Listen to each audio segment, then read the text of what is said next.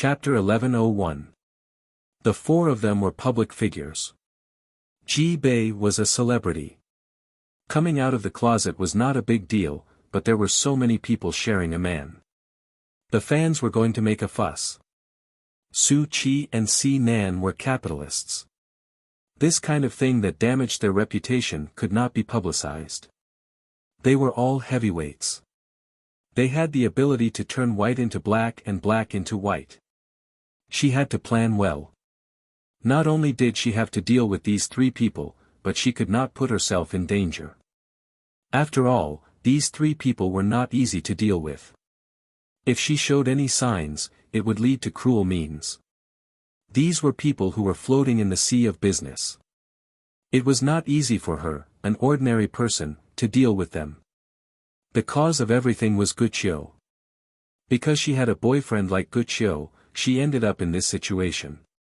Damn, I have already fulfilled your true love, but you still have to force me to death. Ning Shu felt dizzy. He got out of bed and took out cold medicine from the drawer and took two. Du Bing went to Su Qi's company for an interview yesterday. If there was no accident, she would be hired. Ning Shu decided that even if the company wanted to hire her, Ning Shu did not intend to hang around under Su Qi's nose. After taking the cold medicine, he was a little sleepy. Ning Shu did not sleep. He sat cross-legged on the bed, put down the curtain, and began to cultivate. No matter what, he had to cultivate first.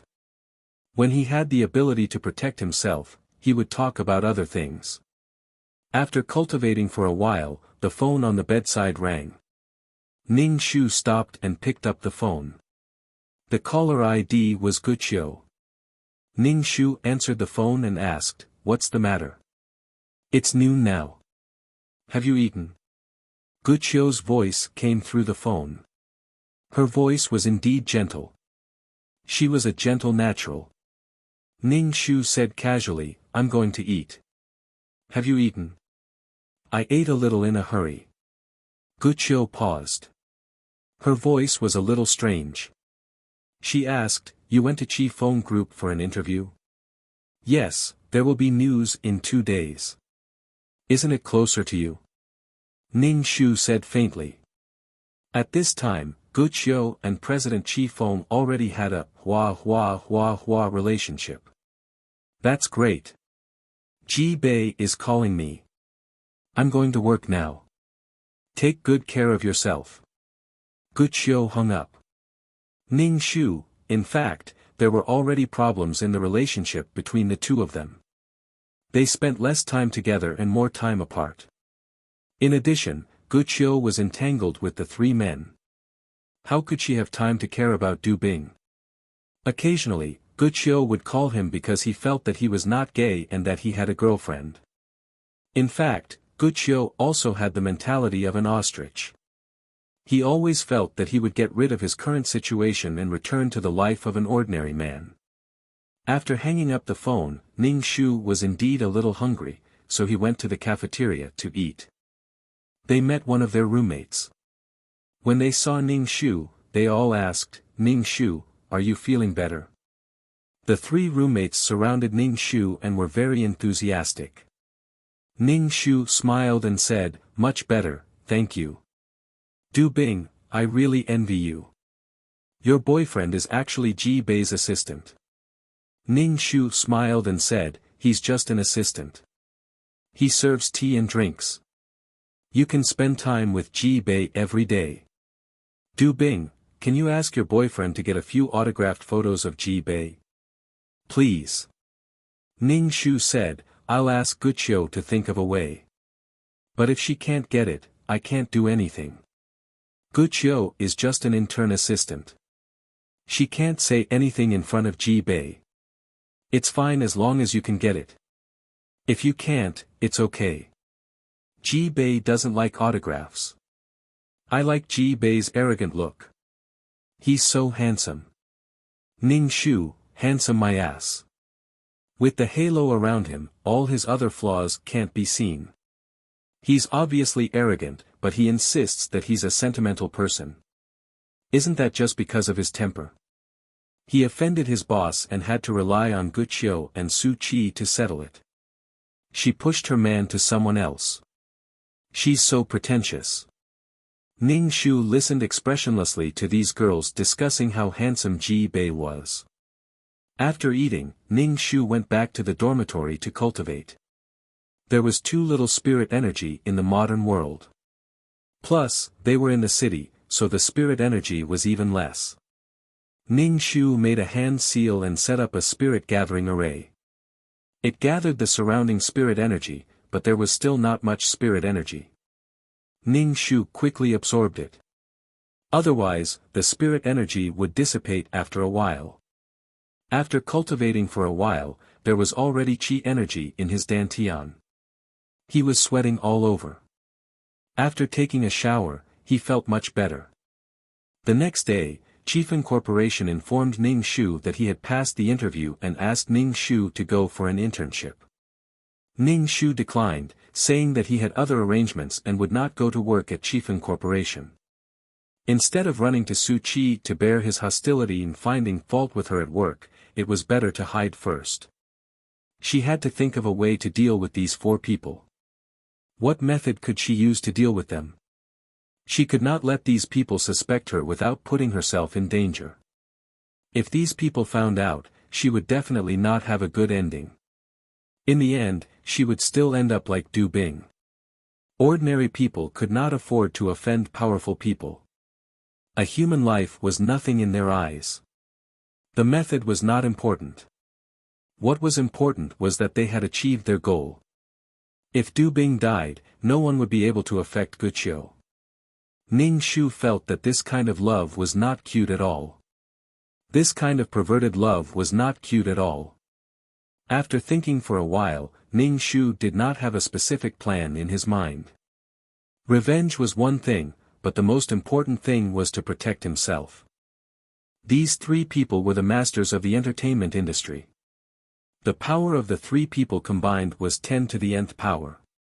Ning Shu sat cross-legged on the bed and continued to cultivate, striving to have the ability to protect himself in a short period of time. In the morning, Ning Shu's phone rang. The others in the dormitory were still sleeping. When the phone rang, it woke the sleeping girls up. Ning Shu quickly picked up the phone. It was Guqiu. Guqiu said that he was downstairs in the dormitory building. Ning Shu got out of bed and looked at the window. Sure enough, he saw Guqiu. Ning Shu put on his clothes and went downstairs. Guqiu was dressed very casually. The white turtleneck sweater made him look very gentle. Ning Shu walked closer to take a look. Guqiu was really ordinary. He had an ordinary appearance and a normal height. Why are you here? Ning Shu asked, is your boss willing to let you go? Guqiu smiled gently and exhaled white air from his mouth. Today is Sunday. I'll accompany you to have breakfast. Ning Shu nodded and followed Guqiu out of the campus. Ning Shu's eyes were really uncontrollably looking at Guqiu's buttocks. Would his buttocks really not be damaged?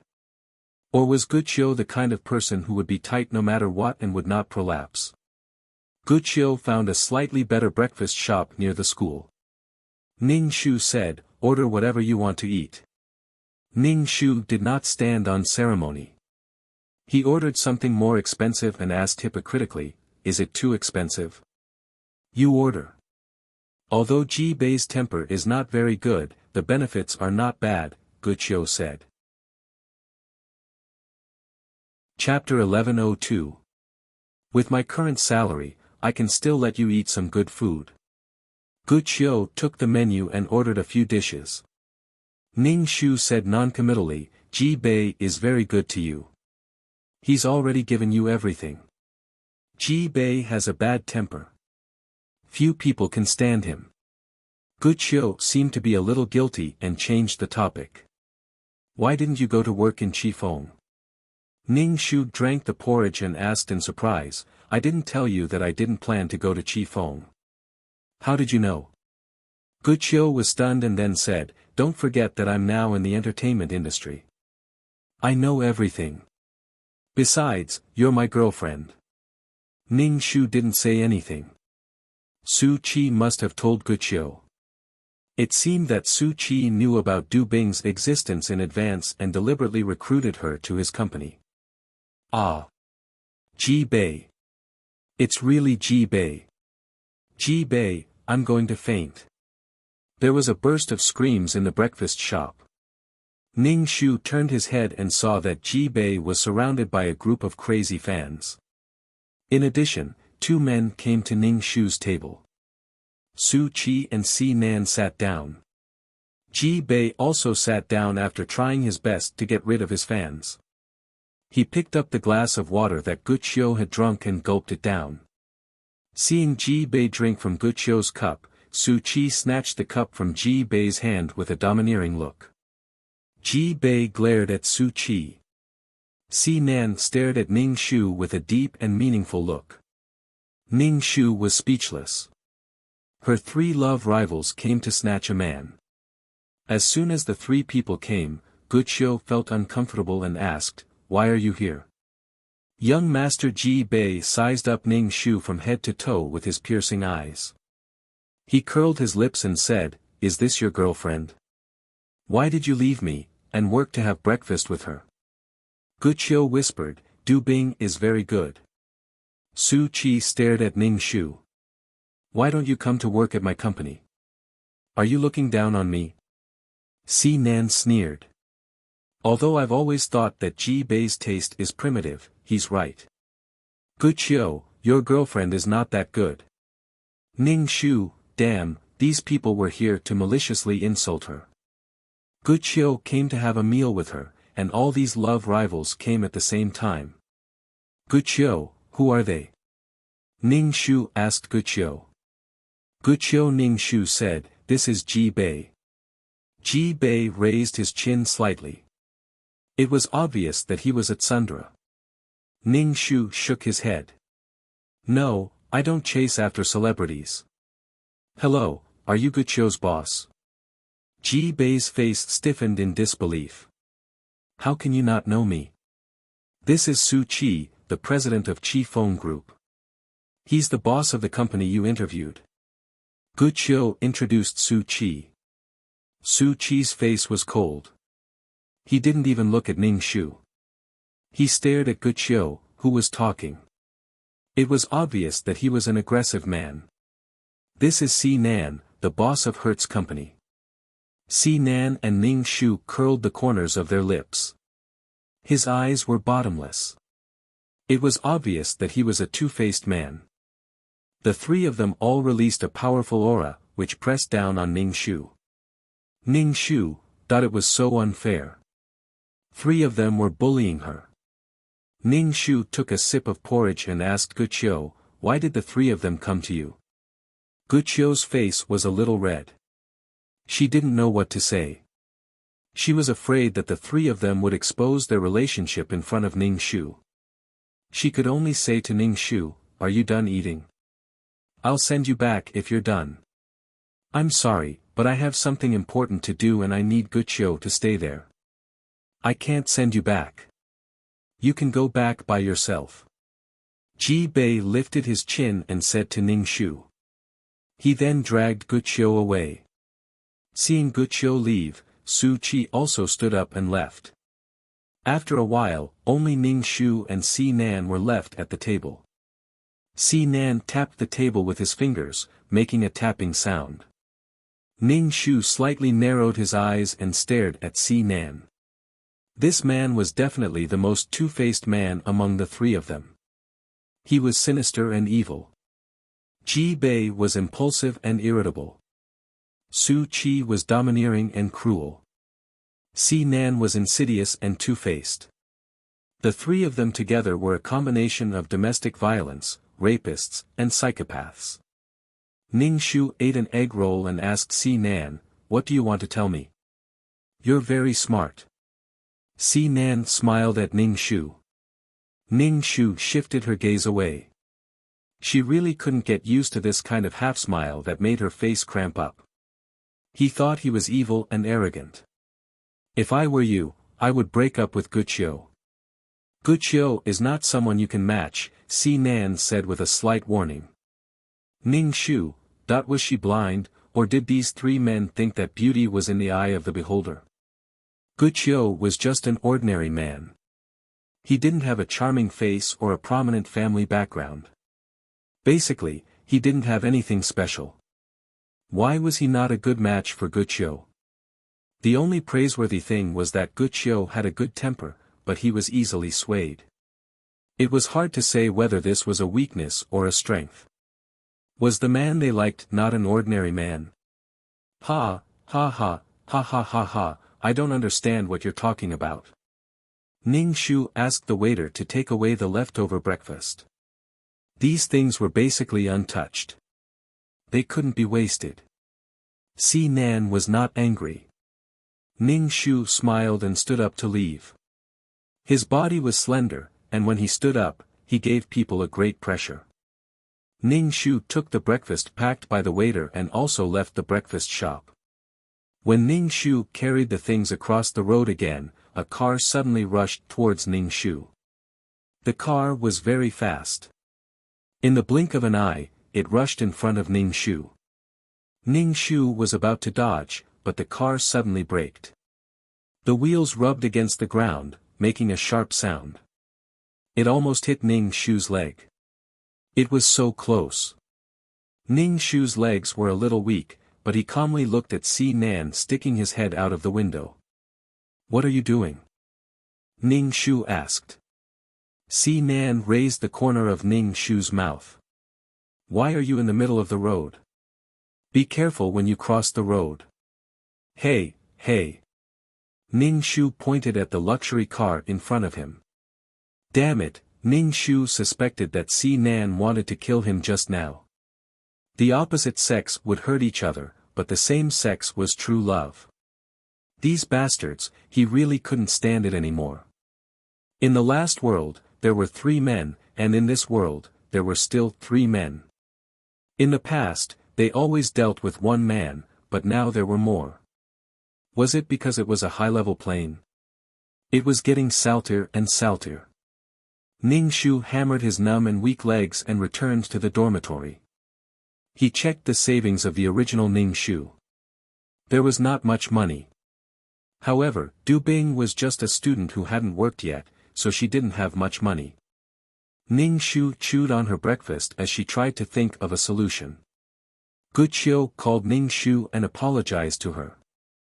Ji Bei's savage has a bad temper. He asked me to do some work. I'll treat you to a meal next time.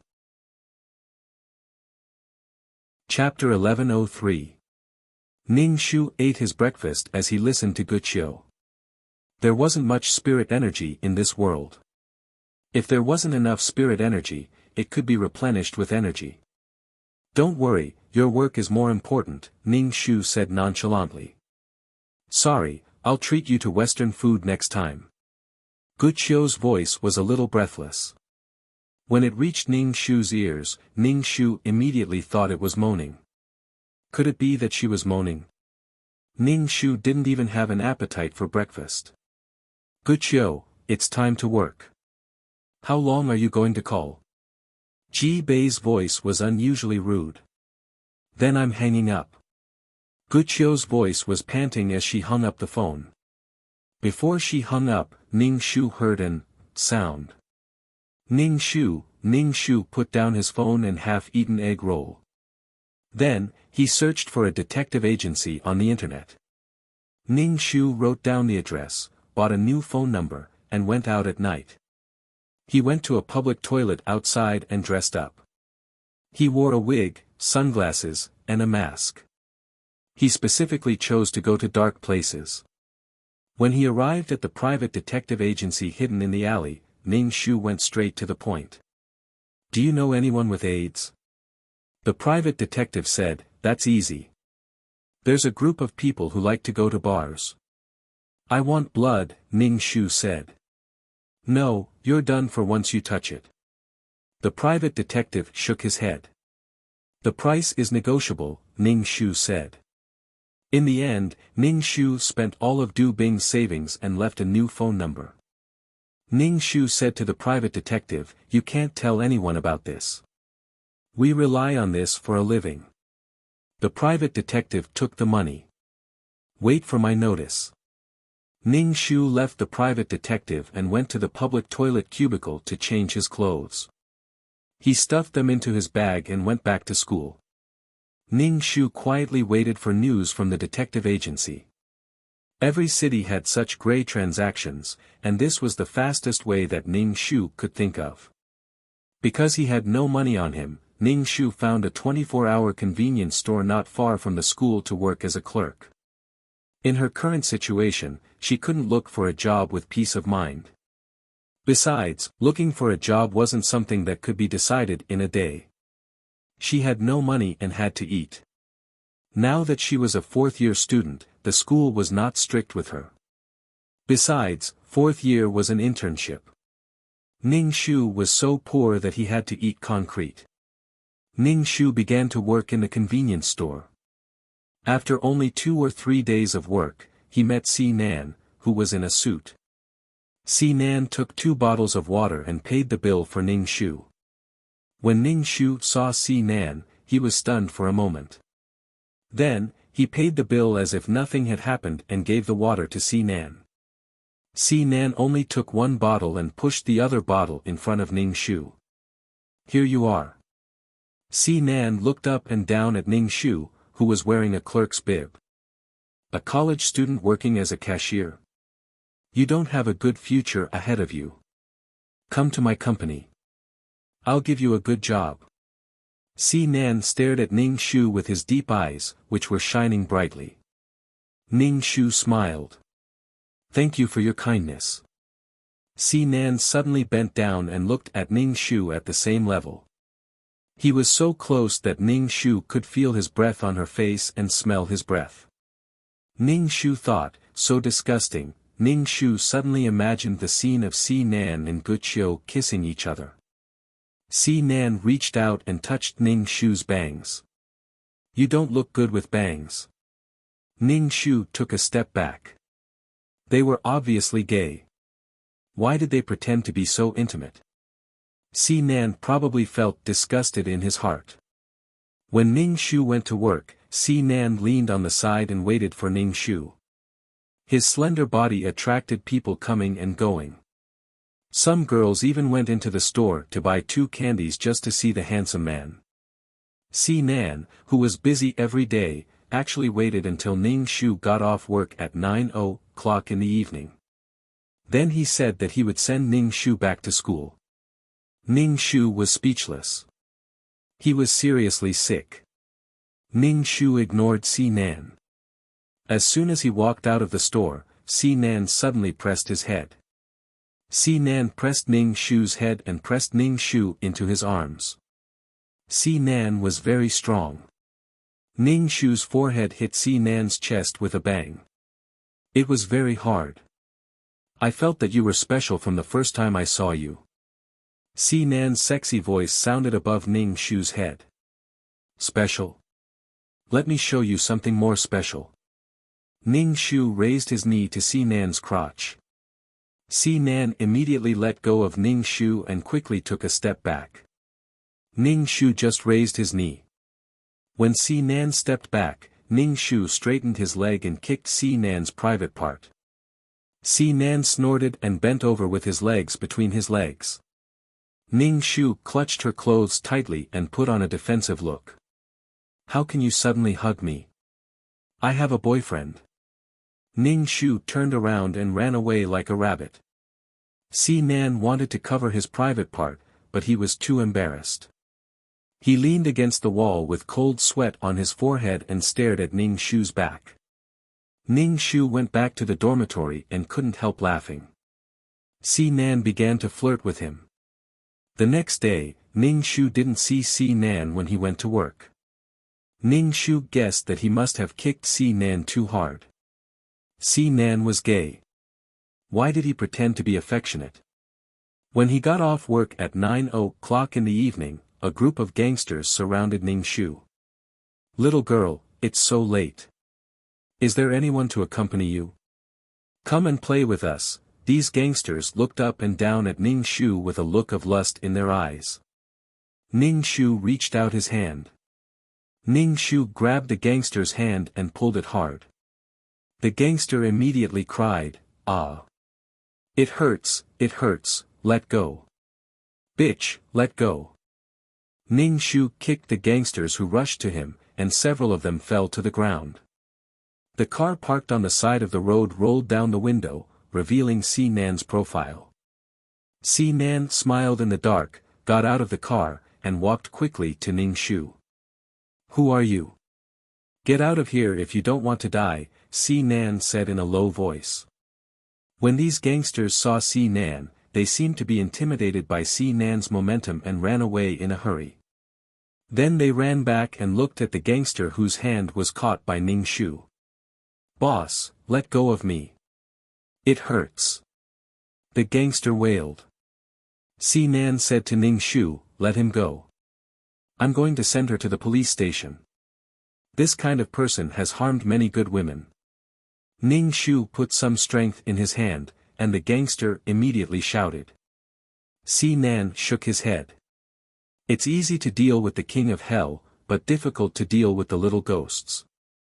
Even if these people are sent to the police station, they will only be detained for a while. When they are released, they will take revenge on you. Let go of me. I swear I will never trouble you again." The gangster immediately said sensibly. Ning Shu knew in his heart that these people were just paid to do this. The hero saved the beauty just right. It was very useful to deal with young female college students. Chapter 1104. These gangsters were waiting for her on her way back to school. Ning Shu would never believe that it wasn't a premeditated plan. And these gangsters really wanted to rape her. Ning Shu let go of the gangster's hand. The gangster held his hand and ran away quickly. "I didn't expect you to know martial arts," Si Nan said faintly, standing very close to Ning Shu. Ning Shu took 2 steps back, picked up the bag on the ground, and said, "This world is too dangerous. I'm a weak woman, and I have to learn to protect myself. After all, there are too many black-hearted bad guys, and it's impossible to guard against them," Ning Shu said with a smile. Si Nan didn't comment and said, "I'll take you back to school." "No, I'll go back by myself." Ning Shu patted the dust on her bag, turned around and left. She could feel that Si Nan had been staring at her, and his eyes were sharp. Ning Shu guessed that it was because she kicked Si Nan's penis that day, and Si Nan asked someone to rape her.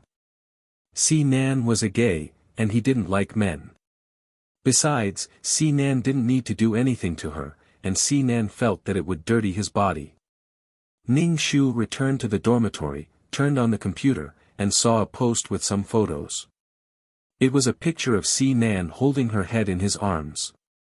There were also photos of the two of them leaning close to each other, and Si Nan touching her hair. The post was posted not long ago. These photos were all taken at night, and the outline of the faces could be vaguely seen. The title was, "XXX College Student Seduces the Boss of the Entertainment Circle."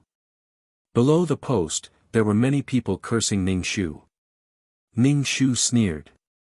It was still the same trick, which was quite boring. This should be the appetizer, and there would be a big meal later. First, the atmosphere would be heated up, and then the drama on the bed would be. Ning Shu directly hacked this post.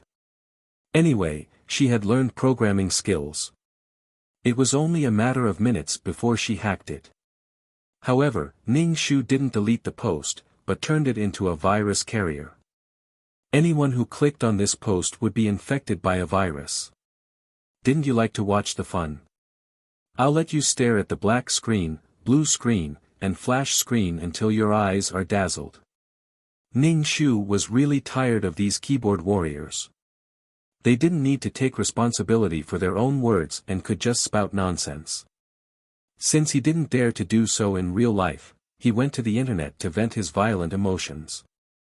Ning Shu deepened the color of the photo and saw the two of them hugging. Then, He rubbed his hands and decided to create a serious virus to hack his computer. Needless to say, this kind of title that was full of alluring hints could easily arouse people's curiosity and desire to hunt for beauties. After doing all this, Ning Shu stretched his neck. Now was not the time. He would give them a taste of their own medicine. Ning Shu stared at the computer and saw many accounts entering the thread. Then, there was nothing else.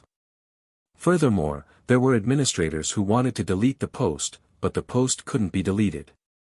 The administrator had no choice but to create a post stating that the post was a phishing virus and not to click on it.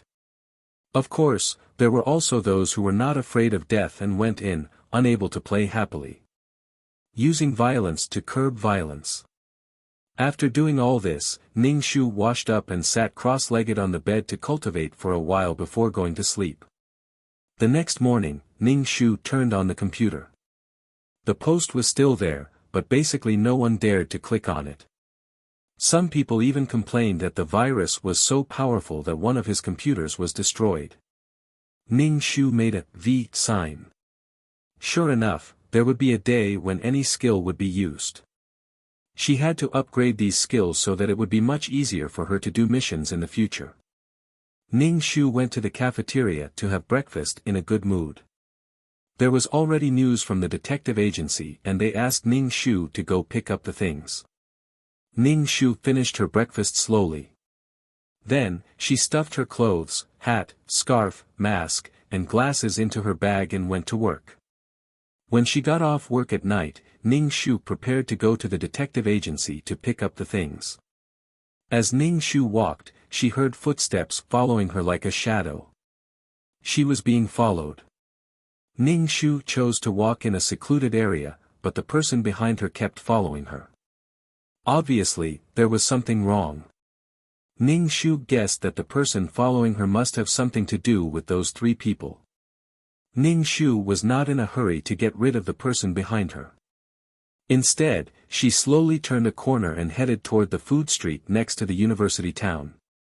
This was also a bustling night market. There were all kinds of snacks and accessories. Ning Shu bought a barbecue and ate it. Sometimes, she would choose from here and there. Sometimes, Ning Shu would pay for something she liked. The night market was dim. Every shed was connected to incandescent lights. Plus, there were many people, so it was quite difficult to follow one person. Ning Shu got rid of the person behind her. She went to a public toilet cubicle and changed her clothes. Then, she put on all kinds of disguises and went to the detective agency. The private detective ignored Ning Shu's disguise. Obviously, he was used to it. The private detective gave Ning Shu a bag. The bag was sealed and wrapped with several layers of plastic wrap. It was a bottle of penicillin. There was dark red blood in it. After time, the blood had become very viscous. "This is what you want," the private detective said. The private investigator said, "Our job is done. I suggest that you don't come into contact with this stuff. You have to wear medical gloves. Those disposable gloves will leak." Ning Shu nodded. She put away the things and changed her clothes in the public toilet. She folded the phone card and threw it into the toilet. Then, she flushed it away. Ning Shu went back to the food festival. She bought a lot of delicious food and went to school while eating. Ning Shu went back to school without looking back. Ning Shu washed up and sat on the bed. She looked at the things in the bag and then put them away. The next day, when Ning Shu went to work, she met Si Nan. Si Nan was waiting for Ning Shu in the convenience store. Standing there, she was a beautiful scenery, attracting everyone's attention. Ning Shu sighed. Why were all the perverts she met so good-looking? Were they so good-looking to cover up their perverts?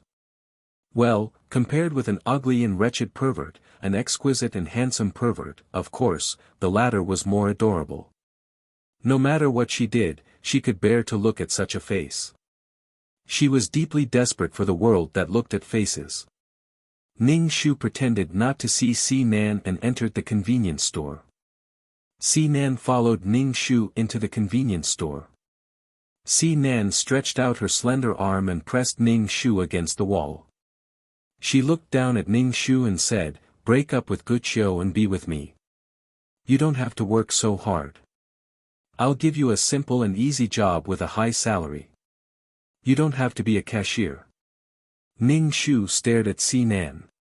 Si Nan said again, "I'm handsome and rich. I can provide you with everything. You can use any card and buy any brand. You just need to be my girlfriend." Ning Shu said, "Oh, really? Then, I'll take it that you agree." Chapter 1105. To be Si Nan's girlfriend. Si Nan was handsome and rich. He could swipe his card and buy famous brands at will. How could there be such a good thing in the world? There would be no free lunch. He was just seducing her. What did he mean by, "I felt that you were special at the first sight"? Ha ha ha, having seen so many men like Si Nan, Ning Shu basically had no longing for love at all. Maybe what she had longing for was the kind of longing and respect, not the love she had seen. Ning Shu stared at Si Nan's face. His eyes were deep and charming, and his eyes were shining. He was really charming. Ning Shu's heart was as still as water. Damn, she didn't feel anything for such a handsome person. Because she knew that this person was up to no good. He had a handsome face and did the cruelest things. "I won't be your girlfriend." Ning Shu bent over and got out of Si Nan's arms, getting rid of Si Nan's cabinet. "Why?" Si Nan was a little surprised. "Am I not good enough?" "No reason. I just like my boyfriend, Wuxia. I think Wuxia is very good," Ning Shu said with a smile. Unsurprisingly, she saw a dangerous light flashing in Si Nan's eyes. It was impossible for Si Nan to like women. It was inborn and determined by genes. Ning Shu didn't think she had the ability to change a man's genes. She was not so charming. "It's your loss not to be my girlfriend," Si Nan said lightly, turned around and left. Ning Shu shrugged her shoulders. When it was time to get off work, Ning Shu was about to leave the convenience store. The store manager came over and handed Ning Shu a stack of money. Ning Shu was stunned. The store manager said, "This is your salary for several days. Take it. Our staff is full. We don't need temporary workers." Ning Shu pursed her lips, took the money, and asked, "Have you hired anyone?" "I don't see any new employees. They are employees sent by the head office." "Okay, you are fired now," the store manager said impatiently. Ning Shu put the money in her bag and went out of the convenience store. She ran into Si Nan. Ning Shu rolled his eyes. Why was he like a ghost? He could see this guy everywhere. How annoying. Ning Shu ignored Si Nan. Si Nan stood in front of Ning Shu and asked, "Have you been fired?" Although Si Nan was asking, his tone was very affirmative. "What on earth do you want?" Ning Shu looked at Si Nan with a sullen face. He was really annoyed by these people. Wasn't it tiring to feign civility? Si Nan turned to stare at the 24-hour convenience store and said, "This convenience store company is now mine. I fired you. So. You're awesome, you're amazing, you have so much money that you can buy a company. If you become my girlfriend, I will let you manage this company. What do you think? What future can you have as a cashier?" Si Nan tilted his head and looked at Ning Shu.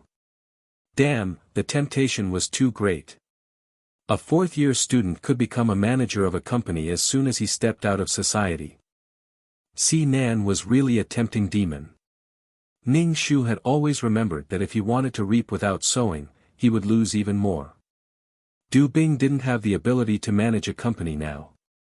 "I'll take your silence as a yes," Ning Shu said lightly. "I don't want to manage a company, nor do I want to be your girlfriend. Ning Shu bypassed Si Nan and left. He touched his bag and found a bottle of blood in it. Si Nan just stared at Ning Shu's back and sneered. Ning Shu returned to the dormitory and looked at the salary of a few days. It was not much. Alas, it seemed that she had to find a new job. In her current situation, it was impossible for her to find a long-term stable job. Only by getting rid of these people could she start a new life. Otherwise, she would be fired if she found a new job. She would be fired if she found a new job. With the capital of these three people, they had connections and capital everywhere to deal with Du Bing. She really couldn't get rid of these four men for the rest of her life. Just because Du Bing was Guqiu's girlfriend, even if she was his ex-girlfriend, there was still something between them. Ning Shu sat cross-legged on the bed to cultivate. His mobile phone rang. Ning Shu saw that it was from Guqiu. It was already 10:00 in the evening. Guqiu was very busy and basically didn't call much. There must be something wrong if he called so late. Ning Shu answered the phone. Guqiu's voice came out of the phone. His voice was a little low and depressed. Du Bing, what's wrong with you recently? It's nothing, Ning Shu said lightly. Don't you have anything to tell me? Guqiu's voice became lower and lower, and it was trembling. No. Ning Shu shook his head. Nonsense. There is something between you and Si Nan. Guqiu said a little agitatedly. Ning Shu played with his fingernails and said lightly, I don't think it's a big deal with Si Nan. You have become Si Nan's girlfriend. You haven't broken up with me, but you are with Du Si Nan. How can you do this? Guqiu said hurriedly, and his voice was very angry. When did I become Si Nan's boyfriend? Ning Shu said speechlessly. Guqiu took a deep breath and said, I'll go to you tomorrow morning. Let's talk face to face. Guqiu hung up the phone. Ning Shu looked at the phone and rolled his eyes. He couldn't bear to see Guqiu's aggrieved look. It seemed that she had been passive all the time. In order to cut off Guqiu's feelings for Du Bing, the three men did things, but Guqiu blamed Du Bing. These four men were abominable, very abominable. Ning Shu turned off his mobile phone, fell on the bed, and slept until 9:00 in the morning. It was so cold, and it was so comfortable to sleep in the quilt. Ning Shu turned on his mobile phone and saw that there were more than 10 missed calls from Guqiu. As soon as he turned on his phone, Guqiu called him. Ning Shu slowly picked up the call. Du Bing, what's wrong with you? I can't get through to you. Guqiu's voice was full of anger. Ning Shu felt good to be able to make Guqiu angry. I'm downstairs. Come down quickly. Guqiu calmed down and said to Ning Shu, it's a little cold. Wear more clothes. Ning Shu hung up the phone, put on his clothes and went downstairs. Guqiu's nose was a little red because of the cold wind.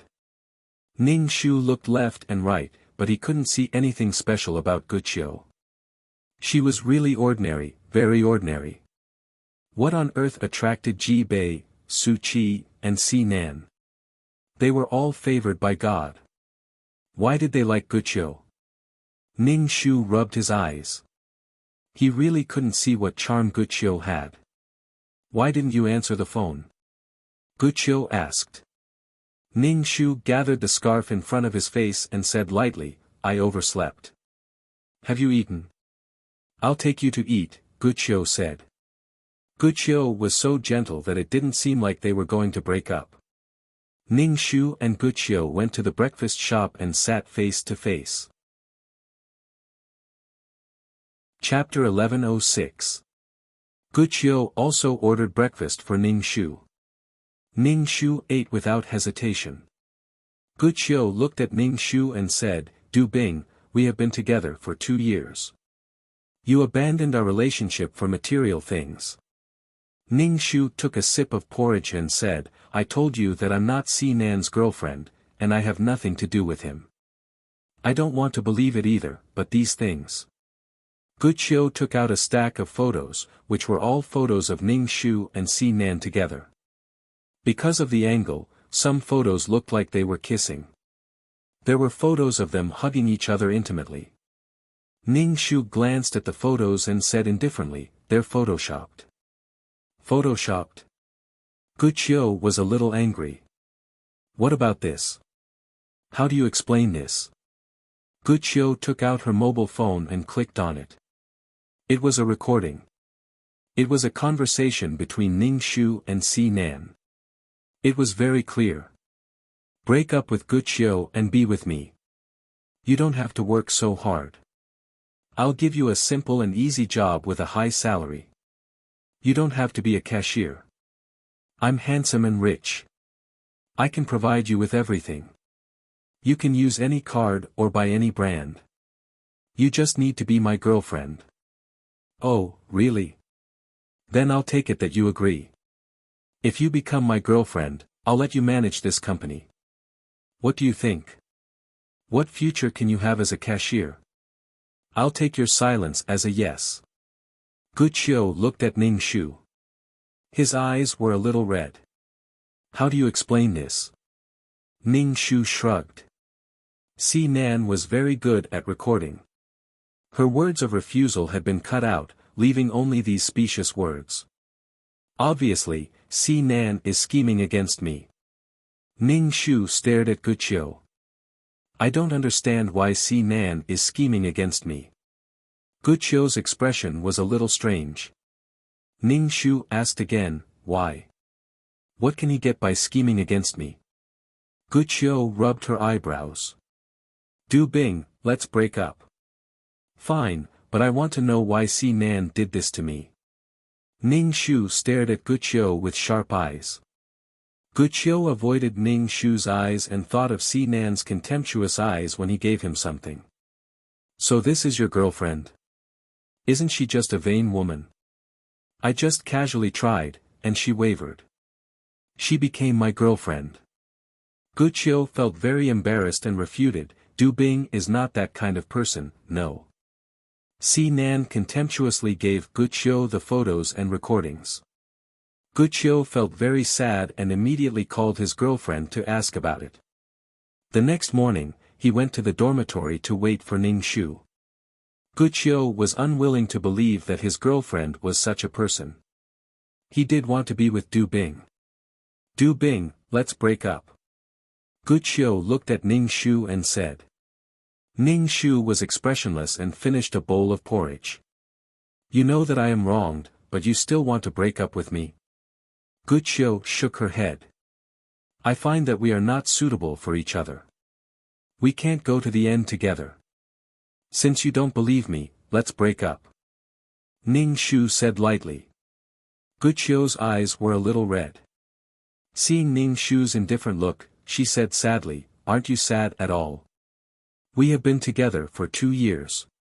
You really don't love me. Ning Shu was speechless. Damn it, it is you who wants to break up with me. How can you blame me for not being sad? Do you want me to cry and die? Now you are blaming me for not being sad. You are Tom Su, the most innocent person. Du Bing's tragedy was because of this man. He tricked his friend and fell in love, and his life was ruined. Ning Shu looked at Guqiu, whose eyes were red, and felt quite speechless. Are you done? I'm done. Can we go now? Ning Shu said to Guqiu lightly. Guqiu nodded and picked up the clothes on the chair. Let's go. When they went downstairs, Ning Shu slightly squeezed Guqiu. Guqiu staggered and rolled down the stairs, hitting his head on the stairs. How are you? Ning Shu went down and asked. Guqiu took a deep breath. Ning Shu helped him up and saw blood flowing down from his ear. You are injured. Let's go and have a look. Ning Shu took care of Guqiu. Guqiu touched the wound. It is not very serious. Out of the breakfast shop, Guqiu sat by the roadside. Ning Shu said, I will go buy medicine for you. Ning Shu bought medicine. Wearing medical gloves, he carefully poured the sticky blood into the medicine. Ning Shu threw away the medical gloves and took the medicine. I will apply some medicine for you. Ning Shu used a cotton ball to stir the medicine and applied it on the wound. AIDS was transmitted through sex, mother to child, and blood. Now that Guqiu was injured and his dermis was damaged, the blood must have been integrated into his body. As long as Guqiu carried the virus, none of the three men could run away, especially when walking on the road, which was easy to bleed. No matter how promiscuous the three men were before, when they met Guqiu, they had to obediently surrender. From then on, they had no desire for others. From then on, they would keep their chastity for their true love. It's done. Ning Shu screwed the cap back on and put it in her bag. Guqiu, since we have broken up, don't contact me anymore. I wish you happiness. Ning Shu turned and left. Guqiu sighed and touched the place where she was injured. Guqiu went to the pharmacy to buy band-aids and went back to work sadly. The three men were waiting for Guqiu. The first thing they noticed was the wound on Guqiu's ear. Who hit you? How dare you hit my man? Ji Bei, who was bad-tempered, asked first. Su Qi frowned. What happened? Did Du Bing hit you? Si Nan narrowed his eyes. Guqiu shook his head and looked very depressed. I fell down. I want to rest for a while. Guqiu went upstairs. Ji Bei said to Guqiu disdainfully, isn't it just a woman? Women are unreliable. Who are you showing your sadness to? Don't cry. Guqiu didn't say anything. He ignored the three men and went straight upstairs. This guy has a temper. Now he doesn't even care about me. Ji Bei complained, but his tone was full of worry. Si Nan curled the corner of his mouth, adjusted his collar, and said lightly, he is not happy with us. He can't forget the pain. Let him feel happy and forget about his girlfriend. Si Nan walked upstairs and Su Qi followed him. Ji Bei was stunned for a moment, and then his eyes lit up. I'll get the lubricant. Guqiu was lying on the bed and crying when his buttocks were suddenly patted. Guqiu turned around and saw the three men standing by the bed. Ji Bei was still holding a bottle in his hand. He immediately blushed. Chapter 1107. Seeing the three men standing by the bed, Guqiu's heart trembled. When he saw the jar, his body went numb and weak. Guqiu quickly stood up and asked, what are you doing? Didn't you break up with your boyfriend? We're going to comfort you, Si Nan said with a smile. No, just let me stay for a while. You can go out.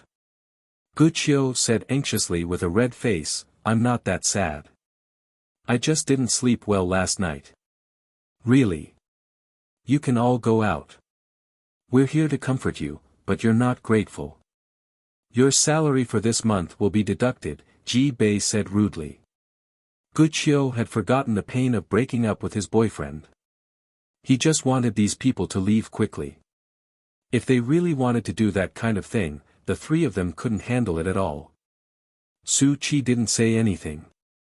He directly reached out and pushed Guqiu onto the bed. What are you talking about? You just broke up with your boyfriend. Don't. Guqiu waved his hand and watched the three men strip naked. They reached out and pulled his clothes. His body was played with almost every time. The three hands teased his body, making Guqiu's skin pink and extremely ashamed. Don't do this.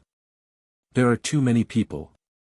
The four of them were naked and were as shy as they could be. In the past, it was always one-on-one. Now there were four people, which made Guqiu unable to bear it. Guqiu covered his face and bit his lips tightly to stop himself from gasping. Let me apply it, Ji Bei said excitedly. Guqiu immediately felt a chill in his backside. His fingers went deep and the coolness of the lubricant went all the way to his back. His fingers swirled, making Guqiu bite the quilt tightly. Enjoy. After Ningxu and Guqiu separated, he returned to the dormitory and poured the rest of the medicine into the toilet and flushed it away. After dealing with this, Ningxu stretched, turned on the computer, and browsed the internet. He pinched his fingers. You're not the only one who knows how to post. Ningxu registered an account with a fake IP address. Then he posted a post with the title, Male Assistant of a Male Star with the surname J. In the post, Ningxu described their relationship in detail. Ningxu's description was quite realistic. Ji Bei didn't dare to expose his relationship with Guqiu at all. Firstly, it was for the sake of his fans. Ji Bei didn't even talk about dating because he was afraid of losing female fans, let alone coming out of the closet.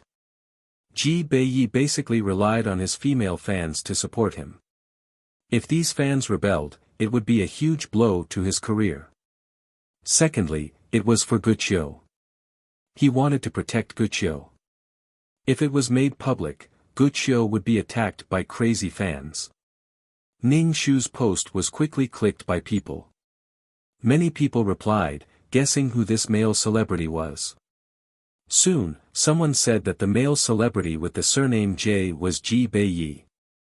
At the mention of Ji Bei's die-hard fans attacked like crazy, saying that their idol wouldn't like men. There were all kinds of arguments and comments in the post, and Ningxu's post quickly became a hot topic.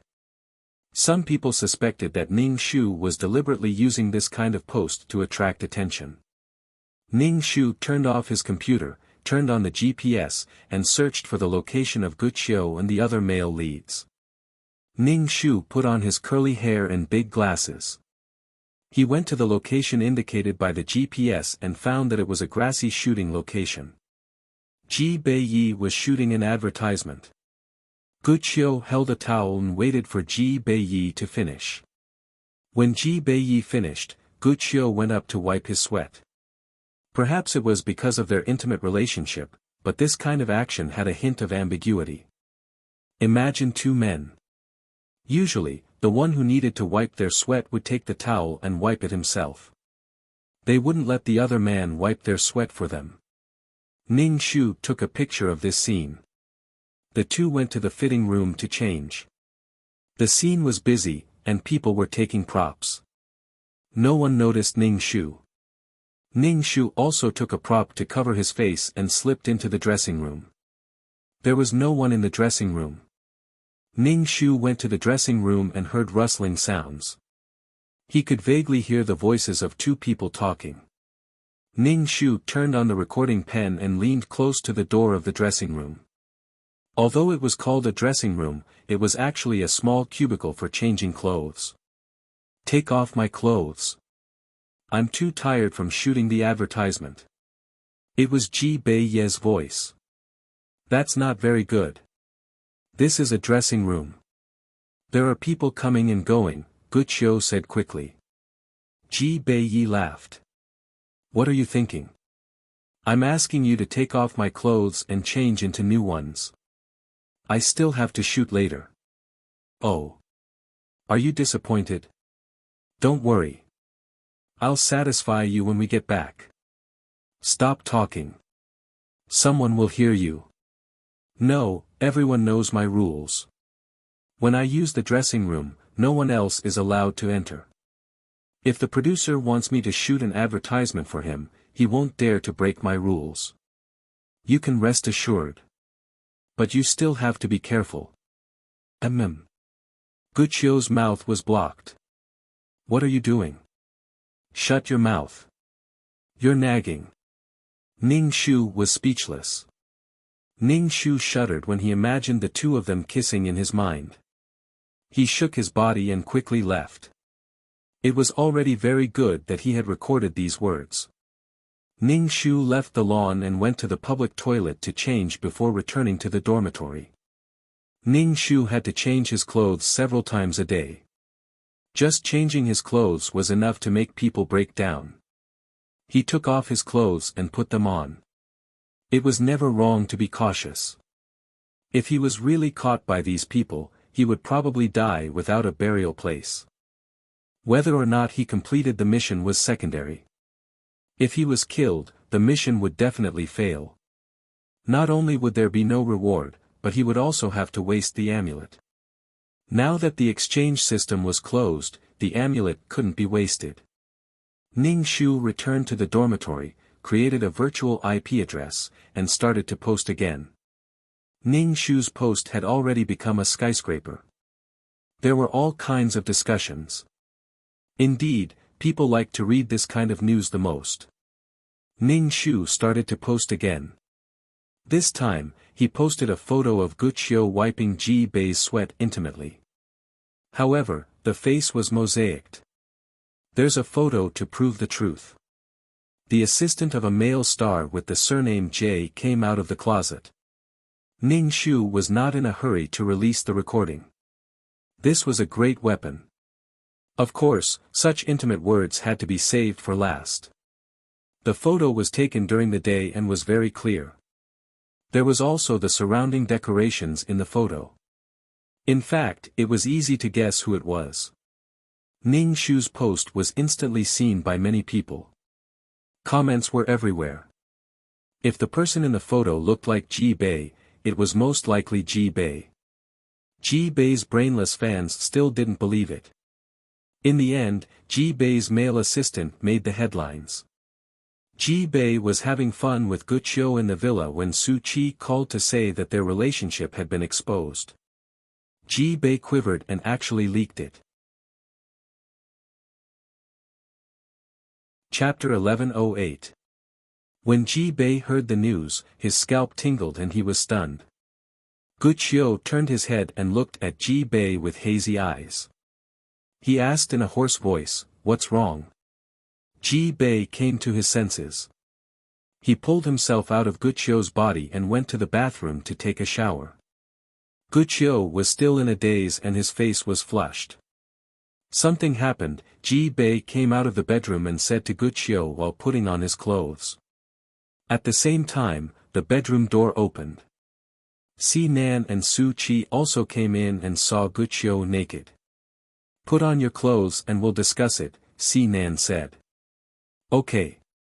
Wuxia saw their serious faces and obediently put on his clothes. The three men saw the marks on Wuxia's body. Although it was tempting, they had something to deal with now. If it was not handled well, Wuxia might be the one who would be hurt the most.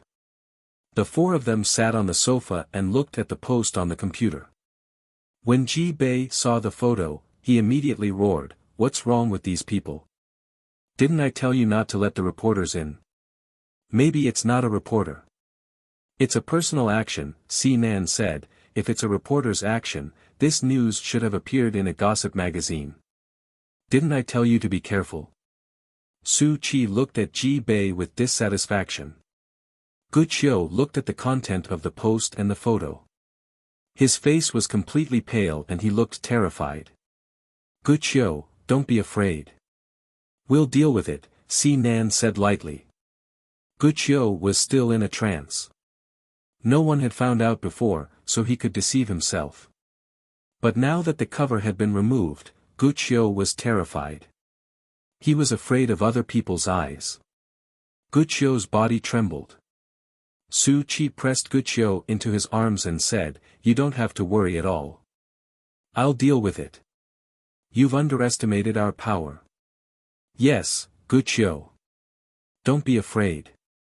I won't let you get hurt," Ji Bei said hurriedly with guilt on his face. Si Nan rubbed his lips with his fingers and said to Ji Bei, "Go and make a statement. Say firmly that you have nothing to do with the assistant." "I'll ask someone to delete the post," Su Qi said coldly. Si Nan shook his head. "There's no need to delete it. What's the point of deleting it?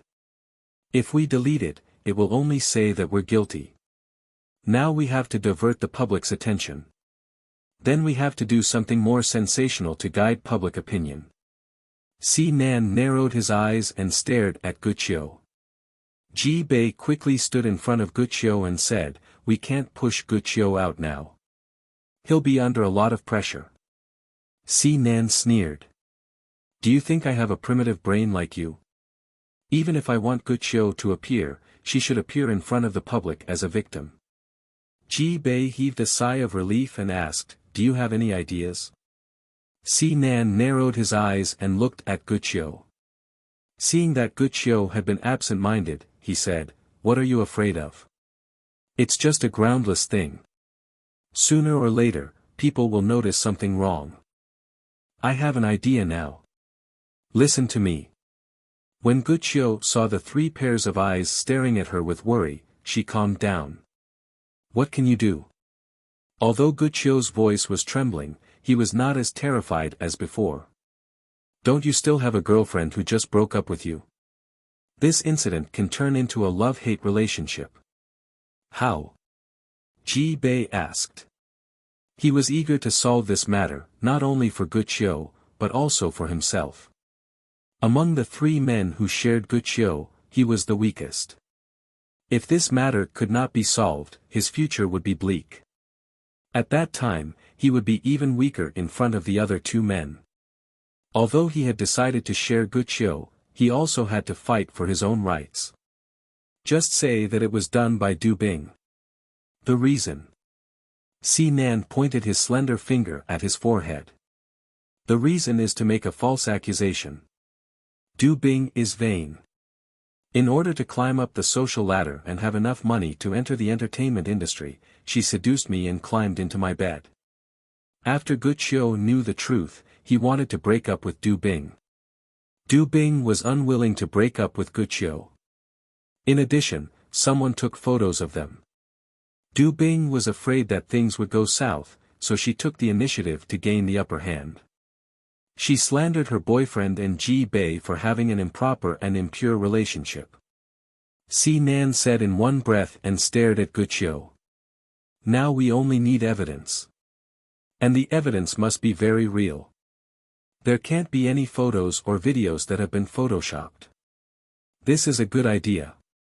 In this way, Guqiu will stand on the moral high ground and be able to overturn the previous relationship between Guqiu and Ji Bei." Su Qi was the first to agree. He and Si Nan were the same kind of people. As long as they could achieve their goals, any means were good. And this was obviously a matter of killing 2 birds with 1 stone. It could not only solve the current dilemma, but also completely break the previous relationship between Guqiu and Du Bing. They would never be able to be together. If nothing went wrong, this time he could completely destroy the so-called love rival. Su Qi stared at Si Nan. No wonder this man could fight with the Su family for so long. He was a sinister and cunning person. Ji Bei looked at Guqiu and asked, "Guqiu, what do you think?" Guqiu quickly shook his head. He could not do such a thing. Besides, this matter had nothing to do with Du Bing. Did he really want to get Du Bing involved? After all, Guqiu was still a college student who had just left the ivory tower. He had never experienced such a thing. At the same time, he was afraid that his matter would be exposed and he would really implicate the innocent. Guqiu could not make a decision quickly. Si Nan and Su Qi looked at each other and could not help but shake their heads gently. They were not surprised that Guqiu did not agree. If Guqiu really agreed immediately, he would not be the Guqiu they loved. Guqiu was kind. It was something they did not appreciate and wanted to protect. Is there any other way? Du Bing has already broken up with me. She is innocent in this matter. Guqiu's eyes were a little red. Si Nan sighed. This is the best way. There is no better way than this. We don't know who the person who posted the post is. The IP address is also virtual. Maybe he wants to attract attention, but he accidentally saw through your relationship. This matter will not go down. Once he has tasted the sweetness, he will pursue it to the end. At that time, he will follow the vine to the melon. The 4 of us will definitely be exposed. There is no impenetrable wall in the world. We can't always be vigilant. The only way is to cover up this matter with one thing. Du Bing is the best choice. Do you want to see the four of us die together? You are not alone. The four of us are one.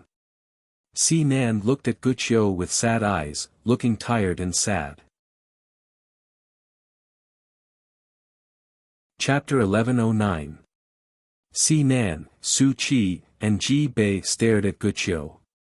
Guqiu was struggling, especially when he saw Si Nan's tired look. Si Nan had always been lazy and ruffian. It was rare to see him like this. These three men were trying to protect him. He was also a man. He couldn't hide like a woman. He had to do something for these three men. Guqiu bit his lips tightly. He had made a decision in his heart, but he couldn't say it. Suddenly, Guqiu's phone rang. Guqiu picked up the phone and a sharp female voice came from the other end. Hello, I'm the chief editor of Shangming magazine. Are you really in that kind of relationship with Ji Bei? Guqiu felt his head buzzing. No, it's just a rumor. It's just a rumor. Guqiu hung up the phone with a pale face. Then his phone rang again. Hello, I'm a reporter from XX Video. Is your relationship with Ji Bei like what people say? Hello, you're so ugly. Guqiu's face was pale, as if his soul had left his body. Ji Bei snatched the phone from Guqiu's hand and smashed it on the ground. Forget it. Ji Bei suddenly grabbed Guqiu's hand. Don't be embarrassed. Since this has happened, I won't be a star anymore. So be it. We'll leave this country and go abroad. Guqiu looked at Ji Bei in a daze. But your career? It doesn't matter. I'll leave here and start over. I've had enough of these sneaky days. We're really in love. There's nothing to hide. It's just that the person I like is a man. Ji Bei said in a powerful and resonant voice. Su Qi grabbed Guqiu's other hand and stared at Ji Bei dangerously. He said in a low voice, Ji Bei, don't think that I don't know what you're thinking. You just want to monopolize Guqiu and take him away. You're dreaming. Guqiu is kind-hearted. How could he do anything to hurt his ex-girlfriend? If you force him like this, I'd rather take him away. Anyway, we're the only ones exposed. You two are fine. Just admit it. Don't forget your fans and your career. Su Qi held Guqiu's hand tightly and held him tightly in his arms. I like Guqiu. Maybe my fans can accept it. Are you sure? Su Qi asked coldly. Ji Bei's expression froze as he stared at Guqiu's ordinary face. He couldn't guarantee that his fans wouldn't attack Guqiu. Okay. Guqiu wiped her tears. I agree with Si Nan's idea. Si Nan raised the corner of his mouth and said, call Du Bing and ask her to meet us. We need to take photos and videos.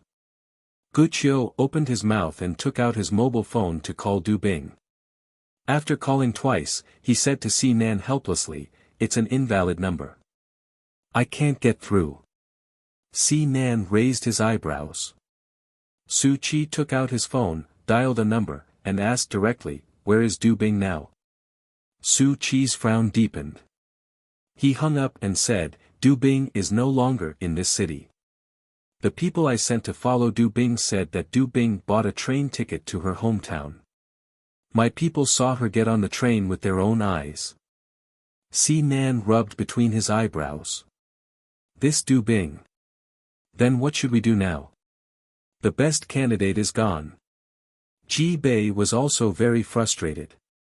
Of course, he couldn't give up his career. Si Nan said faintly, you make an announcement first. Ning Shu bought a train ticket and got on the train, but she got off the train at the next station. She went to the next city, found a rented house, and found a shift job in a small supermarket. This was the disadvantage of modern times. A slightly difficult job required a professional qualification certificate, or the company wouldn't hire her.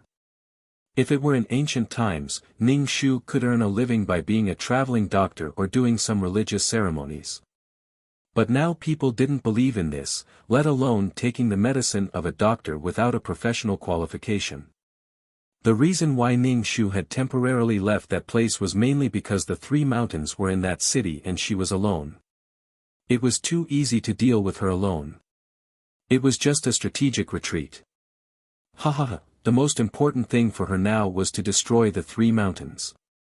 Otherwise, she wouldn't be able to live in peace for the rest of her life. She couldn't start over and hide like a mouse. AIDS was nothing. Even if Du Bing was forced to die, she would expose the dirty things between these people and see what it was like.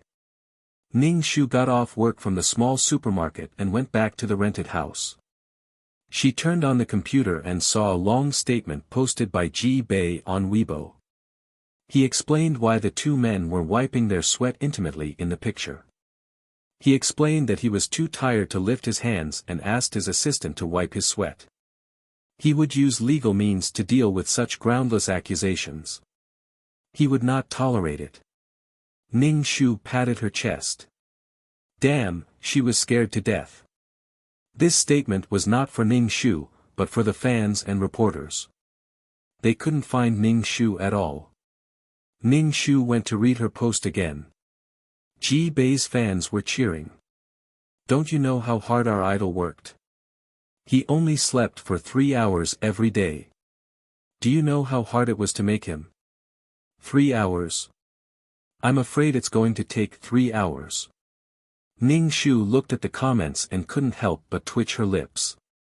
Who didn't work hard in this world?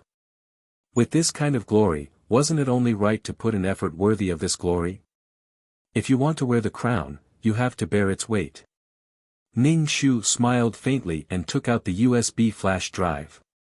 Groundless accusations. I'll slap you in the face now. She didn't release the recording beforehand. It was meaningless to release her trump card at once. It would be more interesting if she played one card at a time. Ning Shu posted again. This time, she added a recording. The third one is a recording of the two of them flirting. It's natural. You can identify the voices. It's definitely their voices. Many people were staring at Ning Shu, mainly to see what Ning Shu would reveal.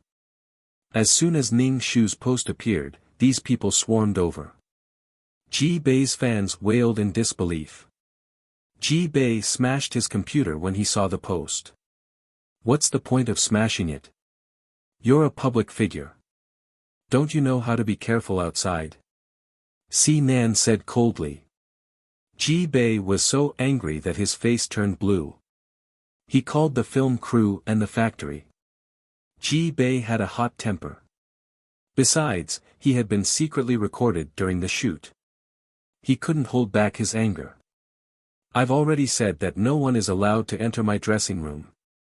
Why did you let someone in and even cause such a thing? I'm not going to shoot your advertisement anymore. I'm not going to shoot it anymore. Ji Bei vented his anger on these people. Chapter 11:10. Ji Bei's temper was really unbearable. Ji Bei felt that it was the fault of the crew and the factory that he had been photographed. If they hadn't strictly checked, how could they have let someone sneak in? Ji Bei scolded them, and the factory was stunned. They were the ones who paid the money. Didn't they say that the one who paid the money was the boss? They just wanted to use the celebrity effect to increase the sales of the product. Ji Bei really thought that he was the boss. He used a separate dressing room. He was doing this and that because he was famous. If celebrities were placed in ancient times, they would be considered as actors and actresses. They would be despicable things. They were really going to ascend to heaven. They were in the product business. Even without Ji Bei, there were other celebrities. What was more, Ji Bei was deeply involved in the scandal of coming out of the closet. If he was boycotted, their product would be unlucky. Ji Bei shouted on the phone that he didn't want to shoot the commercial. The factory said directly, "It's okay if you don't want to shoot it, but you'll have to pay 3 times the penalty for breaching the contract first." Ji Bei was even angrier when he heard that. "It's just 3 times the penalty. I don't want to shoot it." Ji Bei smashed the phone and fidgeted with his hair. He asked Si Nan and Su Chi, "What should we do now? Du Bing has disappeared." Si Nan touched his chin and looked at Ji Bei with contempt. "I really don't know how you became famous with your IQ and EQ. I'm handsome," Ji Bei said impatiently. "Now is not the time to mock me. If you don't have Du Bing, find someone else. Do you have a suitable female star?" Si Nan said to Ji Bei. "If you can't use a female star, you can use your anti-fans to attack you." "A female star?" Ji Bei touched his chin. "I have a woman I hate very much. She's Su Shishuang. She disgusts me." Su Shishuang was just a third-rate star. She didn't have any works. She wanted to sleep with Ji Bei many times in order to create a scandal. Ji Bei was such a proud person. How could he fall in love with such a woman? However, this woman liked to say ambiguous things in front of the public, as if they had something to do with each other. Ji Bei was so disgusted that he immediately thought of this woman as soon as Si Nan mentioned her. Si Nan narrowed his eyes and looked at Ji Bei. "You should know what to do. If you do something bad again, even God can't save you. You'd better leave Guqiu obediently. This is all because of you. If you don't solve it, you don't have the right to stay by Guqiu's side," Su Chi said. At this moment, they were of the same mind as Si Nan. Every competitor they could get rid of was a good thing. Ji Bei's expression turned ugly. Of course, he knew what the two men were thinking. If this matter couldn't be resolved perfectly, he would be eliminated. Ji Bei looked at Guqiu. He would never leave Guqiu. He was the one who had Guqiu first. It was these two shameless people who came in and were forced to share Guqiu. The plan was ready, and now it was time to put it into action. Ji Bei called the third-rate celebrity, Su Shishuang, and made an appointment at a hotel. She hadn't expected that a superstar like Ji Bei would call her and ask her out. She dressed herself up and went to the appointment. Ji Bei looked at the gaudy Su Shishuang and really didn't want to open his eyes. But for the sake of the plan, he had to be polite. "Ji Bei, are you looking for me?" Su Shishuang stared at Ji Bei and behaved ambiguously. Ji Bei waved away Su Shishuang's hand on his shoulder and said coldly, "Don't think that I don't know that you did this." "What did I do?" Su Shishuang was a little confused and then asked, "Why did you ask me to come here? Did you do this to me and my assistant? Just because I didn't sleep with you at that time, you took revenge on me like this?" Ji Bei stared at Su Shishuang sharply. "Aren't you too despicable? I don't know what you're talking about. This has nothing to do with me. I'm leaving." Su Shishuang felt that something was wrong, so she didn't have time to tempt Ji Bei. Ji Bei stopped Su Shishuang. "I must get to the bottom of this today. Are you trying to blackmail me?" "I don't know. I didn't do this." Su Shishuang hurriedly denied. No matter how Su Shishuang denied it, Ji Bei's words were ambiguous. It seemed that he was certain that Su Shishuang had done this. In any case, it was obvious that Su Shishuang had done this to take revenge on him. After Su Shishuang left, Ji Bei took out the SLR camera hidden in the corner. Su Shishuang was an artist under Su Chi's company. Su Chi had specially arranged a drinking party with the director and producer and asked Su Shishuang to accompany them. It was obvious what would happen if a female star accompanied them at a drinking party. Su Chi asked someone to take a picture of Su Shishuang's embarrassing appearance. She even took off her clothes. After that, something indescribable happened and Su Chi asked someone to record it. However, in order to become famous, Su Shishuang was really reluctant to do anything. The entertainment industry was a place where fame and fortune were countless times greater. Although they were fully prepared, Ji Bei, Si Nan, and Su Qi were not in a hurry to release the evidence. They were waiting for the right opportunity. The news of Ji Bei's male assistant who came out of the closet became more and more popular. Many people attacked Guqiu on the internet. Some people released Guqiu's photos. Guqiu was a very ordinary-looking man. Naturally, he was not photogenic. In fact, he was even uglier on camera. Some people said that Guqiu was ugly, especially Ji Bei's fans, who attacked Guqiu crazily. They said that Ji Bei would not like such an ugly man and that such an ugly man was not worthy of their idol. The public was agitated. Now, Guqiu basically did not go out.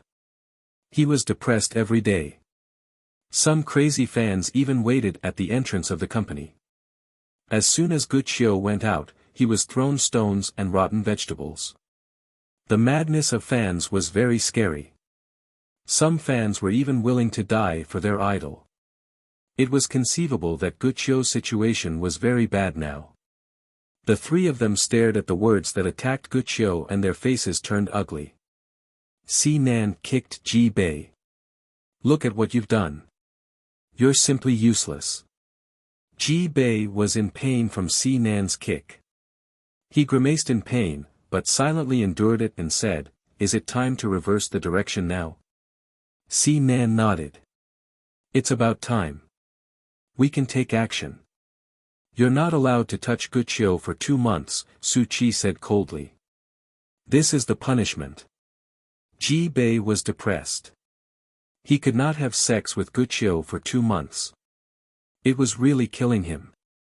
However, he had no choice because it was indeed his fault. Chapter 11:11. Just as everyone was talking about Ji Bei coming out of the closet to fight against the ugly assistant, the situation took a shocking turn. A famous paparazzi in the entertainment industry shot a video and posted it on his Weibo, claiming that Ji Bei's affair wasn't that simple. He claimed that Ji Bei had offended a despicable person who had deliberately fabricated such a groundless thing to slander Ji Bei. Soon, the video went viral, and Su Shishuang became the talk of the town. No matter how much Su Shishuang tried to explain that she didn't do such a thing and didn't ask anyone to post it, no one was willing to listen to her. People were calling her a bitch on Weibo, and a lot of internet trolls appeared. The happiest people were Ji Bei's fans. They were so happy that they almost cried. They were happy that their idol didn't like that ugly man. They rushed to Ning Shu's post to cheer and despise Ning Shu. Ning Shu was speechless. Ning Shu looked at the video and couldn't help but shake his head. These people really liked to trample on innocent people. After she left, she didn't expect another person to take the blame. However, the video she had recorded was absolutely true. These people ignored it and only accepted the truth. They didn't even think about it. They were controlled by public opinion. There was too much information on the internet, and it was impossible to distinguish what was true and what was false. This wasn't the end. Then, there were photos of Su Shishuang drinking with people. In the photos, Su Shishuang was being taken advantage of. His hands were touching her thighs and breasts. There were also photos of her in bed. There were all kinds of unsightly photos that degraded Su Shishuang to be worse than a prostitute.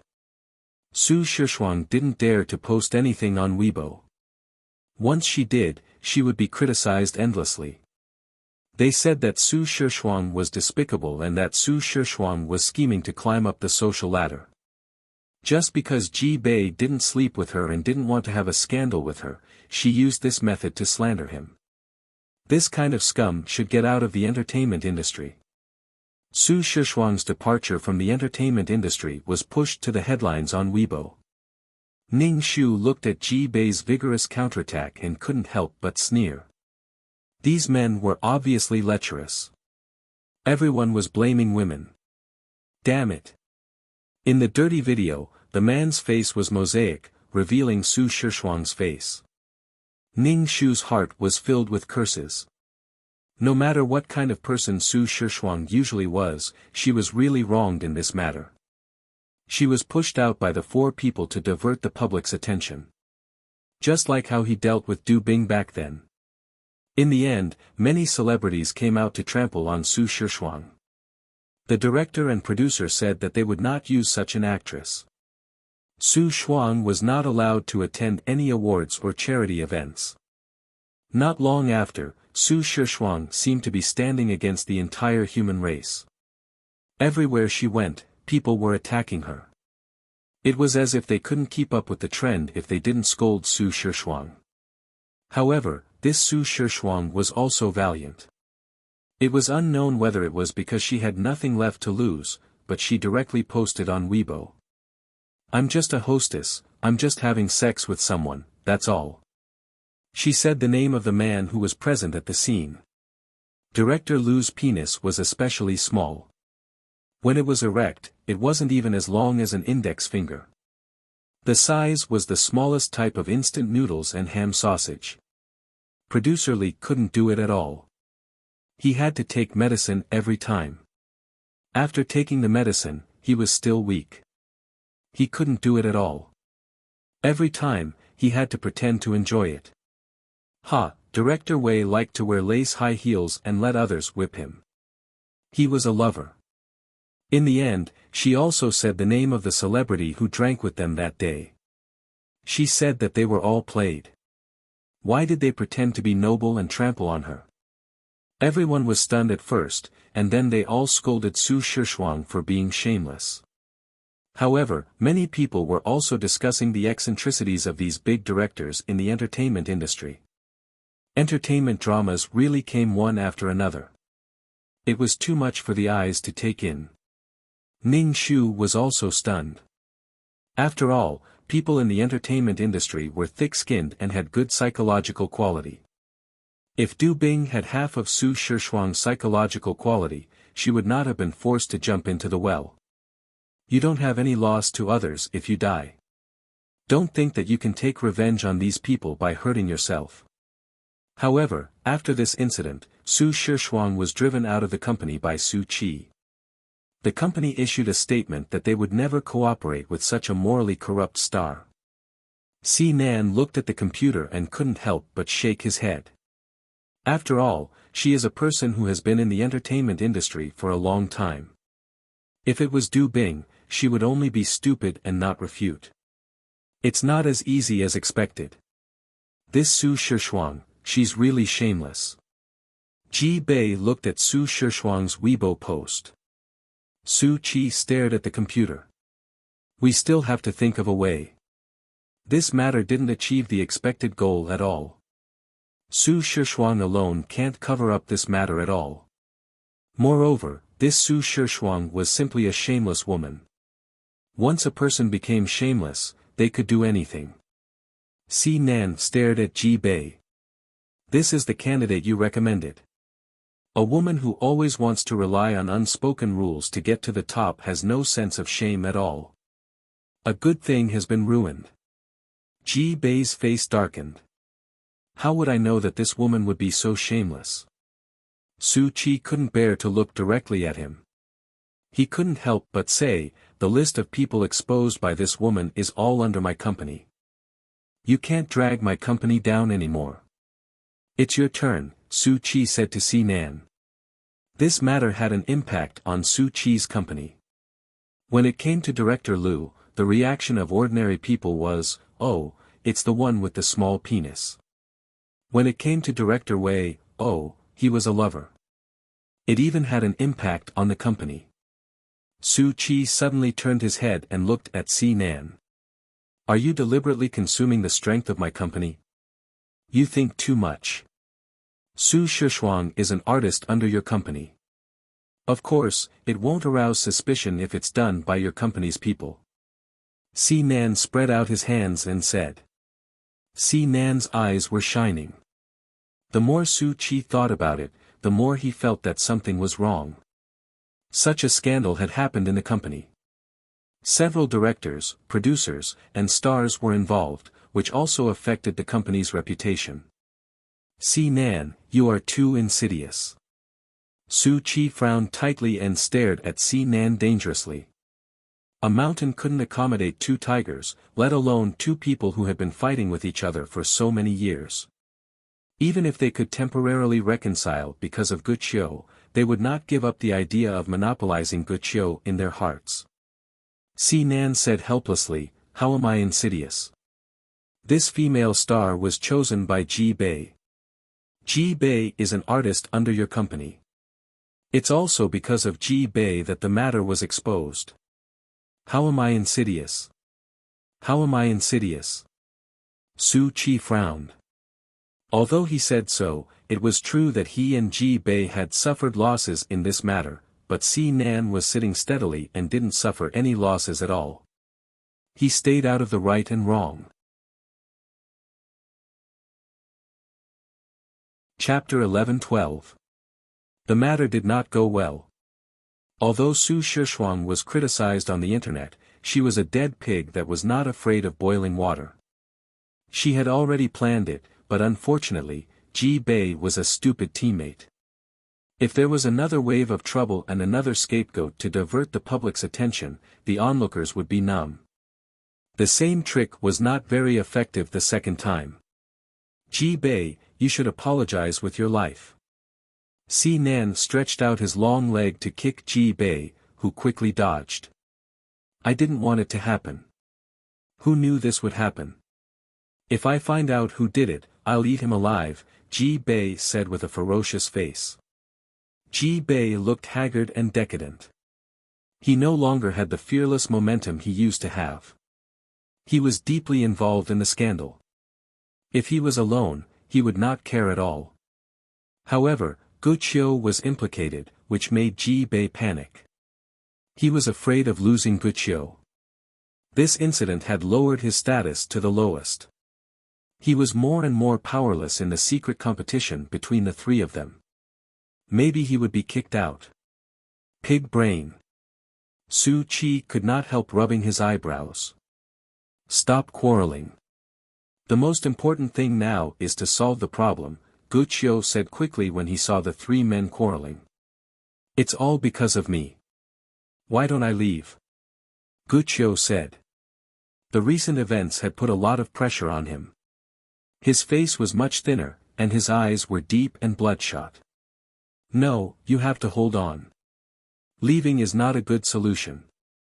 Si Nan was the first to object. The other two also did not agree with Guqiu's departure. What would happen to their happy sex life if he left? Si Nan reached out and touched Guqiu's head.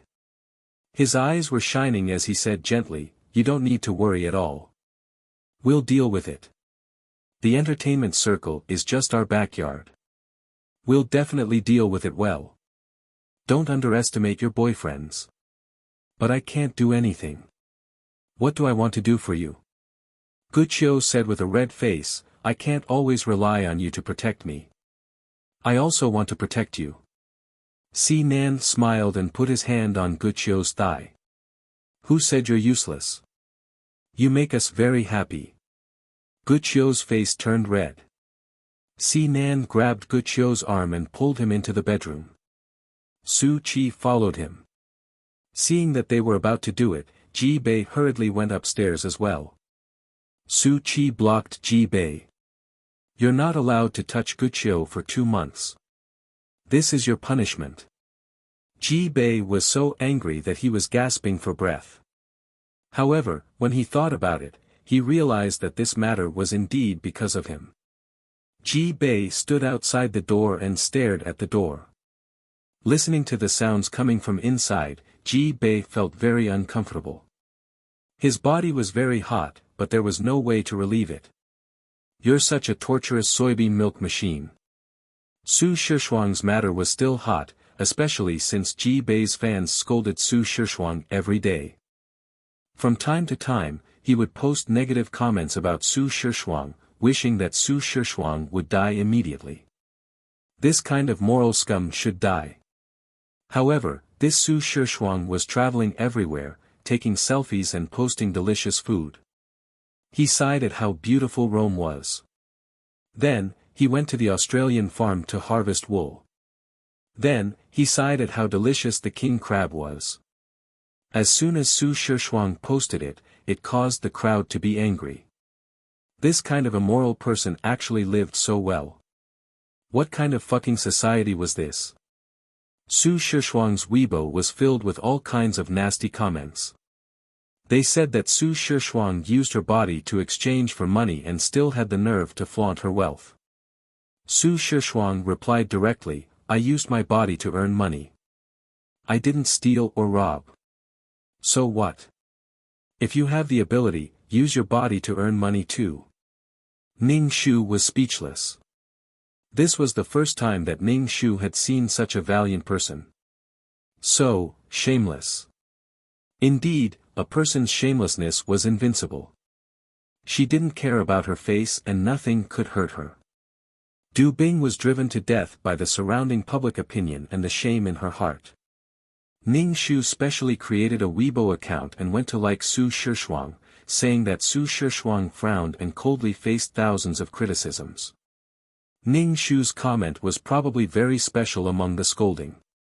Su Shishuang actually started chatting with Ning Shu amidst the scolding. Ning Shu felt quite drunk. Because Su Shishuang didn't care about other people's opinions and feelings. She was selfish and shameless. The deepest trick that people had been through was that they didn't prioritize other people's needs, so they were labeled as selfish. Ning Shu got another trick. If she could be shameless, she would be shameless.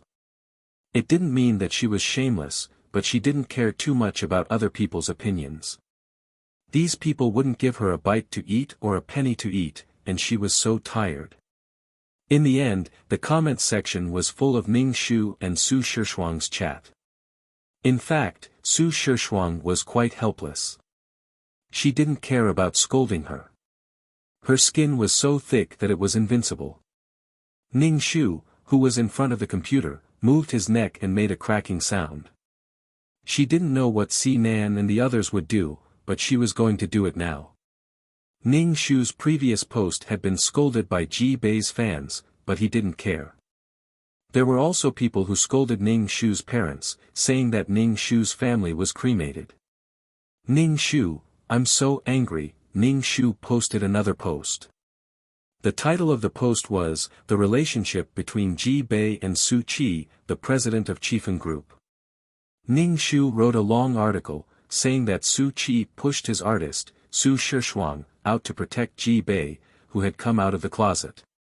He deliberately took photos and made dirty videos. In the end, he concluded that there was definitely an unspeakable relationship between the two of them. Ning Shu pressed the enter key. The post was posted, and soon it attracted a crowd of onlookers. Ning Shu's analysis was clear and logical. Ji Bei's fans were about to cry. They asked Ning Shu which star had sent him to slander their idol. He was just jealous of their idol's beauty. He was despicable and shameless. Many replies discussed the relationship between the two of them. Actually, Su Qi was the one who came out of the closet for Ji Bei. Ji Bei is Su Qi's assistant. The rich circle is really messy, but Su Qi can accept it. He's not an ugly assistant. Many people said that Ning Shu was deliberately talking nonsense to attract attention. Take it slow. The truth would come out sooner or later. Some reporters would be interested in this gossip and would definitely get to the bottom of it. Maybe it would be better if the 4P incident was exposed. After Ning Shu posted the post, Su Shishuang posted on Weibo. Fuck. I was wondering why Ji Bei, who had always ignored me, suddenly asked me out.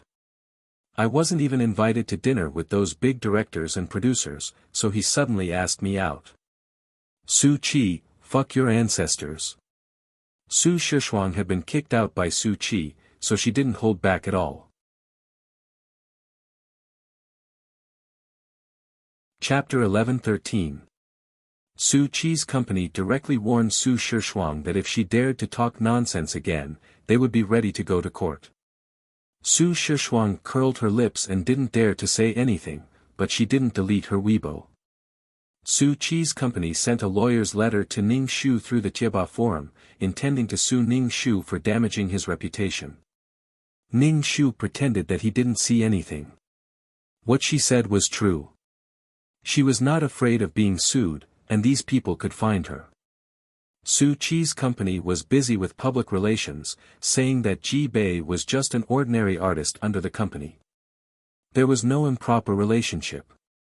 After the statement was made, Ji Bei's fans went to Ning Shu's post to complain. They wanted to prove that their idol was innocent. Ning Shu felt tired for them as she watched them run away. There will be crueler things in front of you in the future. Don't cry now.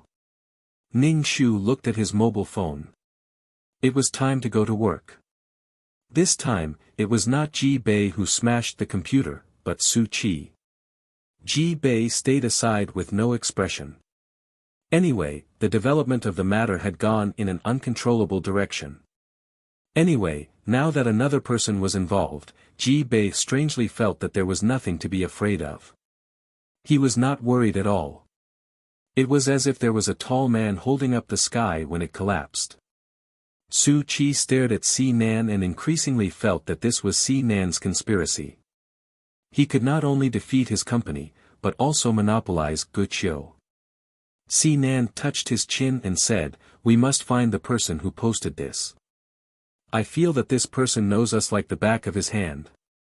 Maybe he will say something earth-shattering at any time." "I think so, too. I think it was you who did this. You deliberately asked someone to post this." Su Qi stared at Si Nan sharply. Si Nan was stunned for a moment, and then he came to his senses and saw 3 pairs of eyes staring at him. Si Nan cared about Guqiu the most. Seeing Guqiu's eyes were shining and she looked a little hurt, he couldn't help frowning. "Why did I do this? What's in it for me? The advantage is that you can attack my company and get Guqiu." Su Qi sneered and said, "Maybe your feelings for Guqiu are fake. You want Guqiu to achieve your purpose." "What purpose?" Si Nan said with a sullen face, "Su Qi, don't try to confuse me. I don't have any purpose. I want to solve this problem more than anyone else. Just as you said, the other party is very familiar with us and even knows our plan. Who else could it be but one of us?" Su Qi said coldly. "Now that the other party has dug out the relationship between Ji Bei and me, I suspect that he has lost his appetite. Perhaps he knows." Si Nan looked at Ji Bei, who was confused. "Why are you looking at me? I didn't do anything." He had been embroiled in scandals recently, and his work had decreased by a lot. His career had declined a lot, and some of his fans were exhausted under such torment. She only said that she would always support him. Who knew what would happen? He even paid 3 times the advertising fee. Previously, those people were queuing up to invite him to shoot commercials and movies. But now, they were ignoring him. "Did you expose it on purpose?" Si Nan asked Ji Bei. "Me?" Ji Bei pointed at himself in disbelief. "Am I sick or crazy? How could such a thing be exposed? Isn't there a lot of talk about me?" Si Nan took a deep breath. "It's useless for us to quarrel here.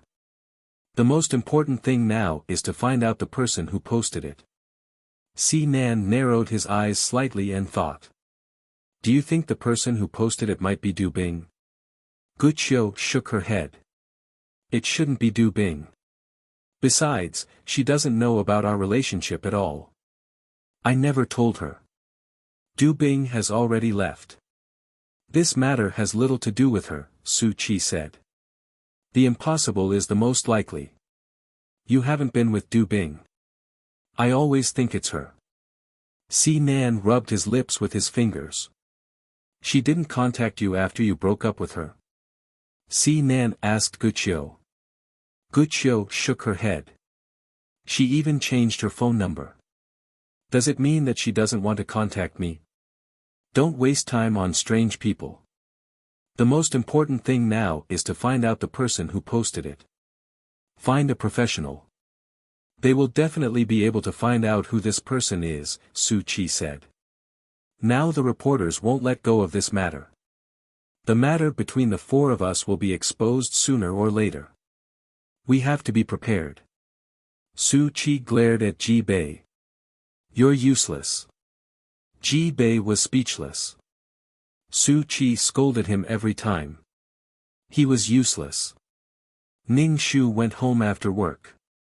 He turned on his computer and saw a lawyer's letter asking Ning Shu to stop spreading rumors. Otherwise, Ning Shu would be held legally responsible. They were already investigating and collecting evidence. Ning Shu took a sip of water and began to post again. The true relationship between Ji Bei and Su Chi. You all guessed wrong. Ji Bei and Su Chi are love rivals. They are fighting over the male assistant, but now they are very harmonious. Because they share the male assistant. Ning Shu used a virtual IP address to post the post. As soon as Ning Shu posted the post, someone over there captured Ning Shu. Si Nan asked, "Where is this person?" "City." A person clicked the mouse and said, "It should be a virtual IP address. Last time, it was in City T. She can't be traced based on the IP address. Her IP address changes all the time.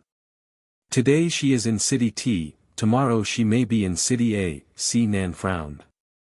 "This person, then it can't be Du Bing. I've been with Du Bing for 2 years. She doesn't have this ability.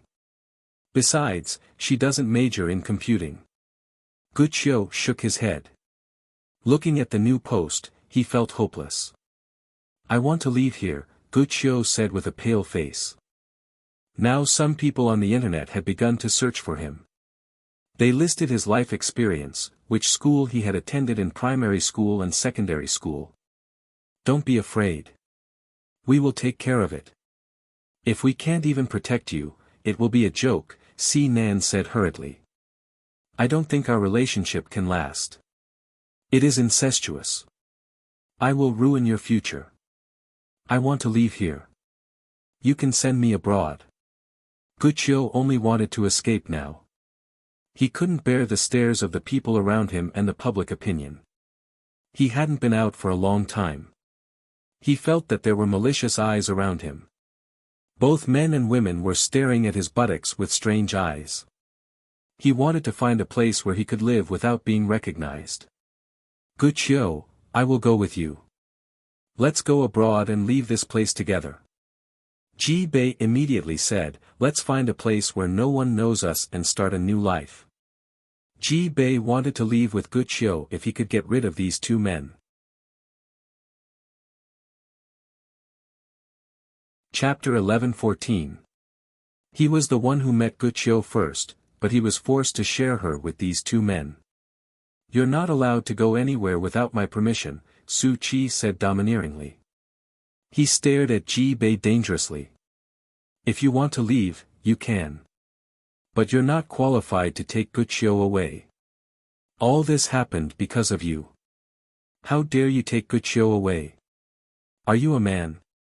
Su Chi's voice was full of disdain. Ji Bei clenched his fists so tightly that the veins on the back of his hands stood out. "Guqiu, are you really going to leave us? Are you really going to leave us?" Si Nan looked at Guqiu with sadness in his eyes. Guqiu didn't dare to look at Si Nan's eyes. She lowered her head and said, "I want to leave. It's better for everyone. I told you. You have to believe us." Si Nan reached out and rubbed Guqiu's head. Guqiu bit her lip and didn't speak for a long time. While the three of them were fighting among themselves, Ning Shu thought for a while and posted another post. The last one. The love and hate between Ji Bei, Su Chi, Si Nan, and Guqiu. Ning Shu described in detail what had happened between the four of them, and it was a complete NP. Ning Shu decided not to post anymore. The more he did, the easier it would be for him to give himself away. Anyway, she had already exposed the things between the four of them. It was up to the onlookers and the media. Seeing Ning Shu's post, everyone was speechless. They couldn't believe that this ugly man could be so charming.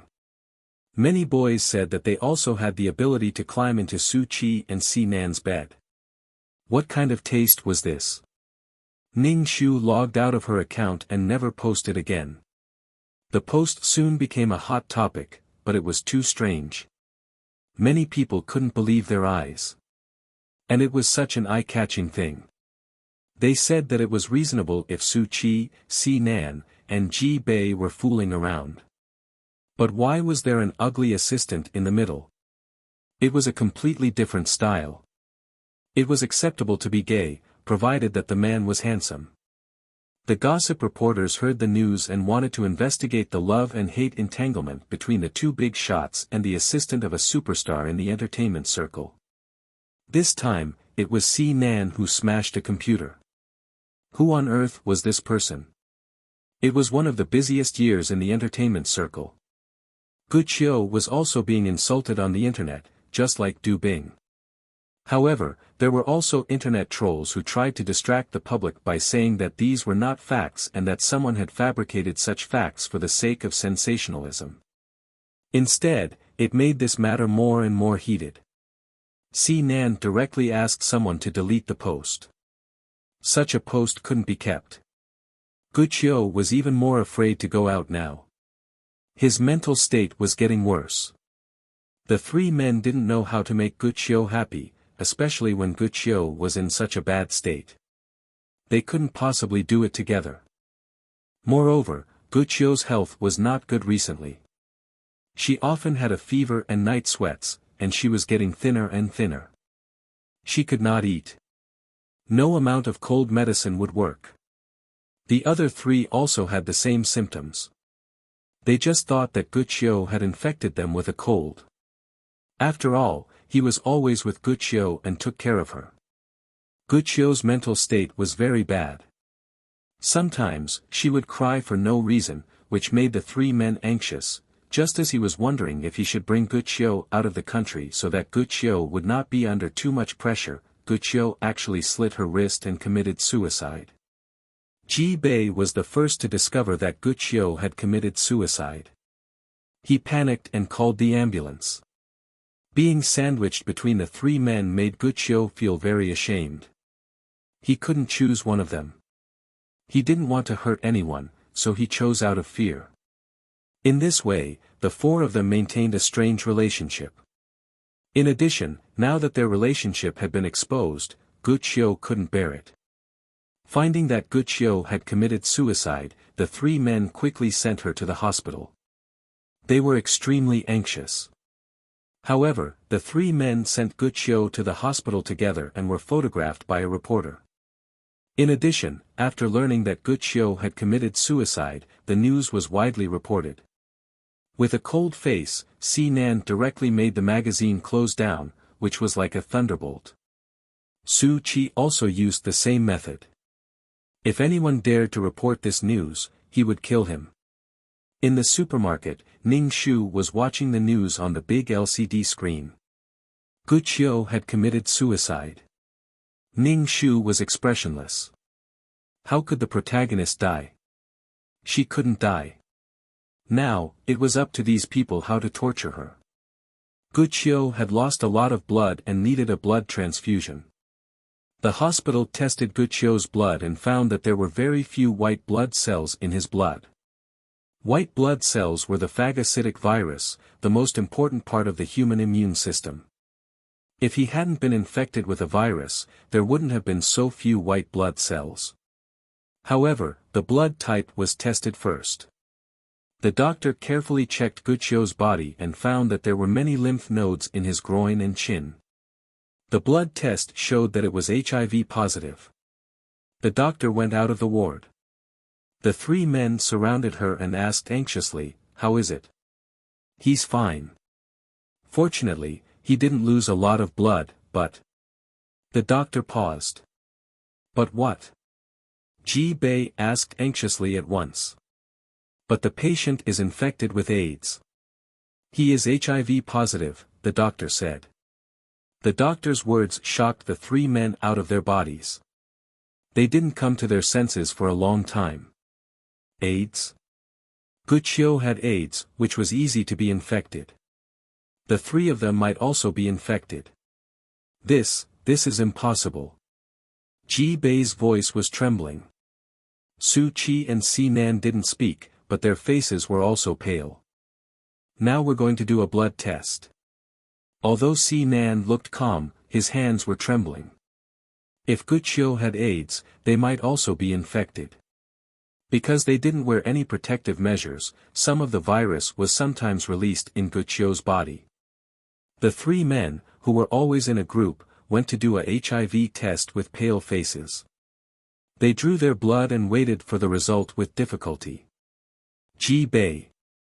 The young nurse shouted. When Ji Bei got up from the chair, he staggered and went to the window with his hands on the wall. The young nurse, wearing gloves, handed the test result to Ji Bei. You have AIDS. The young nurse's eyes were full of pity and disdain. Ji Bei looked at the paper. It said that he was HIV positive. Si Nan. HIV positive. Su Qi. HIV positive. All three of them were infected with HIV. The three of them were infected with the virus. For a moment, they couldn't believe that such a thing would happen to them. How could people like them get this disease? Moreover, it was impossible to tell who was the one who had infected whom. If one of them was infected, they couldn't escape. Are you the one? Are you the one? Are you the one? The three of them pointed at each other. I'm a clean person. Before I met Wuxia, I didn't know that I liked men. There was no chance for me to be infected with this disease, Ji Bei said in a trembling voice. Chapter 11:15. The four of them were diagnosed with AIDS. It was like a nightmare. Their bodies were so light that they couldn't come back to their senses. AIDS was not like a cold, which could be cured by taking some cold medicine and taking some fluids. The longer the virus was infected, the more damage it would cause to the body.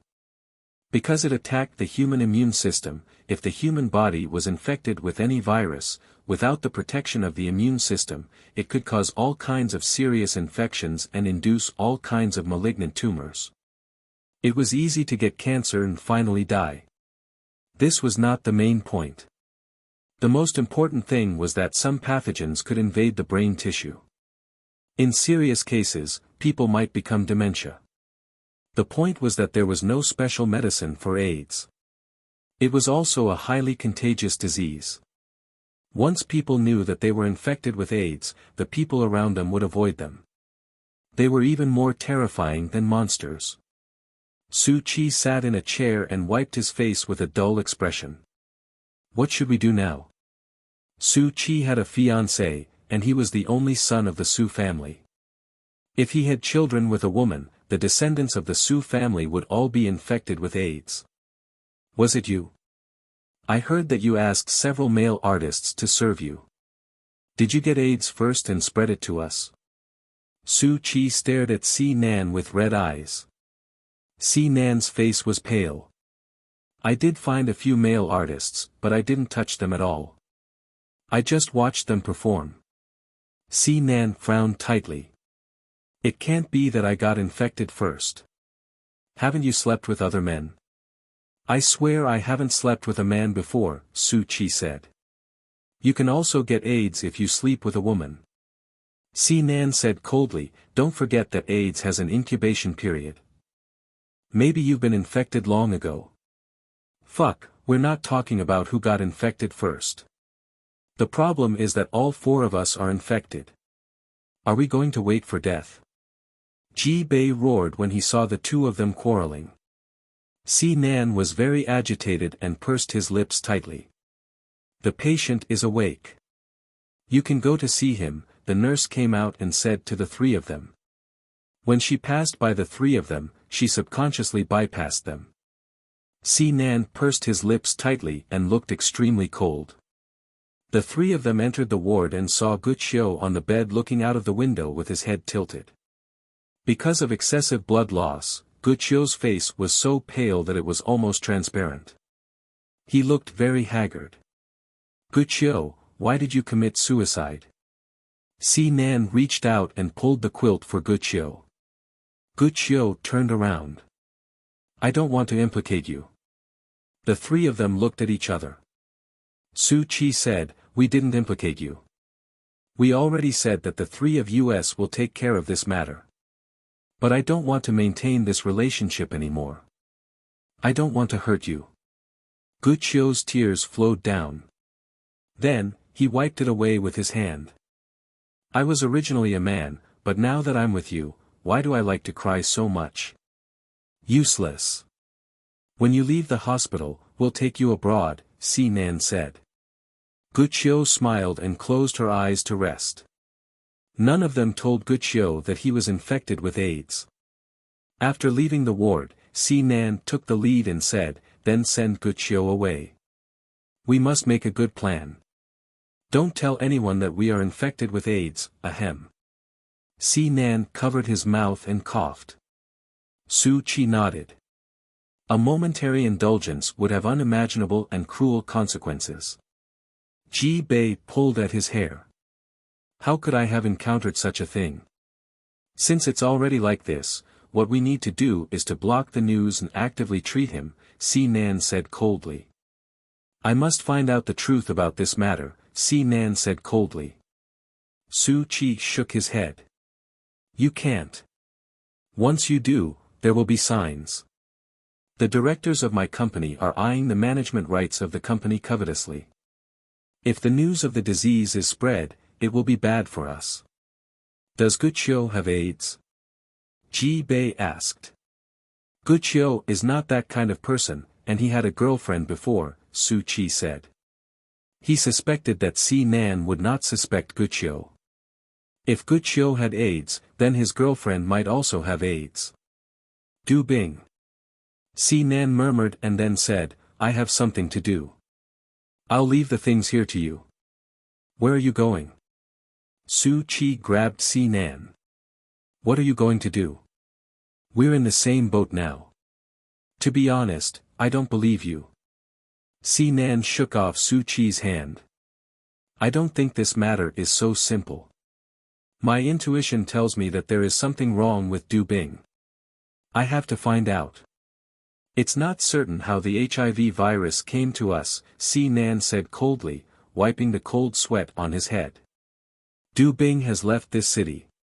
Do you think she did it? Su Qi shook his head. I once sent someone to follow this woman. She doesn't have the ability to do such a thing, nor does she have the courage to do it. Su Qi's tone was full of contempt. This kind of female college student didn't have the ability to do such a thing. You haven't met this woman, so you don't know her. I feel that she is not simple, Si Nan said coldly. Since she dares to plot against me, she should be prepared to go to the 18th level of hell. Si Nan took out his phone and said on the phone, check if Du Bing has gone back. Check if there is anything wrong with Du Bing. Si Nan didn't investigate Du Bing in person, but sent his subordinates. Because of the blood transfusion, Guqiu's body was a little infected. The doctor took anti-inflammatory drugs and said to Si Nan and the other two, the patient's body is vulnerable to infection now. Su Qi said, anyway, we have to cure Guqiu. By the way, give us some medicine. They also needed to take medicine in this situation. AIDS was a chronic disease. People could live for a long time with treatment. If they lived for one more year, there might be new drugs. After all, technology was improving. But it was a little painful for them. Suffering from this disease, more and more troubles piled up in front of them. They were in pain and despair. Because AIDS destroyed the immune cells, some ordinary viruses could make them sick. From the time they were diagnosed with AIDS until now, the three of them didn't believe it in their hearts. How could this kind of bad luck fall on their heads? Guqiu was hospitalized for half a month before he was discharged. Guqiu had never known that he had AIDS. The three of them didn't tell Guqiu about it. Because the relationship between the four of them was exposed, Guqiu was under a lot of psychological pressure. Guqiu was just an ordinary man. He hadn't experienced any storms, so he couldn't compare with them in the business world. Without a strong mind, telling him this would only cause him to break down. The four of them were not in the mood to talk about it. And once they talked, it was easy to be infected with some bacteria. After all, it was the intestines. Chapter 11:16. There were a lot of bacteria in the intestines. If she was infected with any bacteria, her body would have no resistance and it would hurt her. After such a thing happened, no one was in the mood to play. Si Nan and the others took care of Guqiu, but Guqiu's health had always been poor. However, the internet was turbulent. Although Si Nan and Su Qi had destroyed the magazine and the other media did not dare to do anything, there were all kinds of rumors circulating on the internet. They made Guqiu into all kinds of wretched emoticons and attacked her. The three men were so angry that their lungs hurt. Because of such a scandal, Su Qi and Si Nan had to go back to the company to face the doubts of the outside world. If someone spread such a rumor again, they would see it in court. Su Qi and Si Nan's attitude was very strong. However, the people on the internet did not care about them at all. The news of the 4P was spreading like wildfire. The main reason was that Ji Bei was a big star. He was already popular and talked about. In addition, there were two bosses of the entertainment company and an ugly male assistant. There was endless room for imagination. Some people made the story of the four people into a story, but they did not use their real names. Guqiu was the pure and pitiful white lotus swaying in the wind. Ji Bei, who took care of Guqiu, never dared to say those nasty words on the internet to Guqiu. When Guqiu woke up and saw Ji Bei taking medicine, she asked in surprise, "What are you taking?" "It's cold medicine. I have a cold recently." Ji Bei smiled at Guqiu. However, Ji Bei's smile now did not have that kind of high-spirited and arrogant feeling. It was more of a feeling of heaviness in his heart. "Are you feeling better?" Guqiu asked with concern. "It's all my fault. I'm your assistant. Now I need you to take care of me. Just don't do anything stupid in the future." Ji Bei looked at Guqiu and said seriously, "Guqiu, come with me. Go abroad with me and leave everything behind." Guqiu was a little surprised. "Didn't Si Nan and Su Qi say that they will send me abroad when I get better?" "You can't listen to them. They have too many scruples. It's impossible for them to leave everything behind. Just the two of us. Let's leave this place and start over with someone who doesn't know us. Is that okay?" Guqiu was like a Tom Su. She could make people give up everything for her. Ji Bei looked at Guqiu with longing eyes. "Guqiu, have you made your choice?" Ji Bei really wanted to take Ji Bei away from this place. He no longer had a career here. His fans all said on the internet that they had misjudged him and turned from fans to haters. There were also some people who didn't like him in the past who wantonly slandered him. Leaving this place was the best choice. But the two of them. Guqiu hesitated. Ji Bei's face was somewhat ferocious as he roared, "Don't worry about those two. I was the one who met you first. They took it by force. If it weren't for them, things wouldn't have turned out this bad." "Ji Bei, what's wrong?" Guqiu saw Ji Bei's ferocious face and couldn't help but ask, "Did something happen?"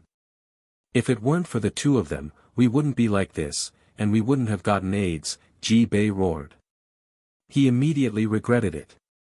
"Guqiu, I." Ji Bei saw that Guqiu was stunned and quickly grabbed her arm. "What did you say?" "What AIDS?" Guqiu asked Ji Bei in a daze. Ji Bei's hand slid down Guqiu's arm and clenched his fist tightly. The four of us are infected with HIV. I think it was the two of them who infected us. As soon as Ji-Bei finished speaking, he was kicked from behind by someone who was caught off guard. He fell to the ground with a plop. Si-Nan stepped on Ji-Bei-Ye's chest and kicked him with his leather shoe. Ji-Bei-Ye gasped for breath in pain. We tried so hard to hide it from Guqiu. How dare you tell her about it? Do you want her to die? Si-Nan said fiercely. Ji-Bei stood up with his hands on the floor. You can't hide the truth in paper. Guqiu will know about it sooner or later. Si-Nan grabbed Ji-Bei's collar and said fiercely, what were you doing just now? Trying to persuade Guqiu to leave me and Su-Chi. You're just a piece of trash. Ji-Bei took a deep breath and punched Si-Nan in the face.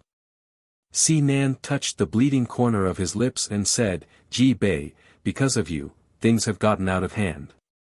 How dare you leave with Guqiu? I'll deal with you first. Enough. Guqiu shouted loudly. Ji-Bei and Si-Nan both looked at Guqiu. Is it true that I'm infected with AIDS? Guqiu asked. Si-Nan pursed his lips tightly and didn't speak. Guqiu knew the truth as soon as she saw Si-Nan's expression.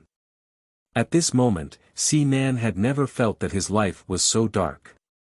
He had been cursed and attacked by thousands of people, and now he was infected with AIDS. Si-Nan couldn't figure out why his life was so miserable. Guqiu.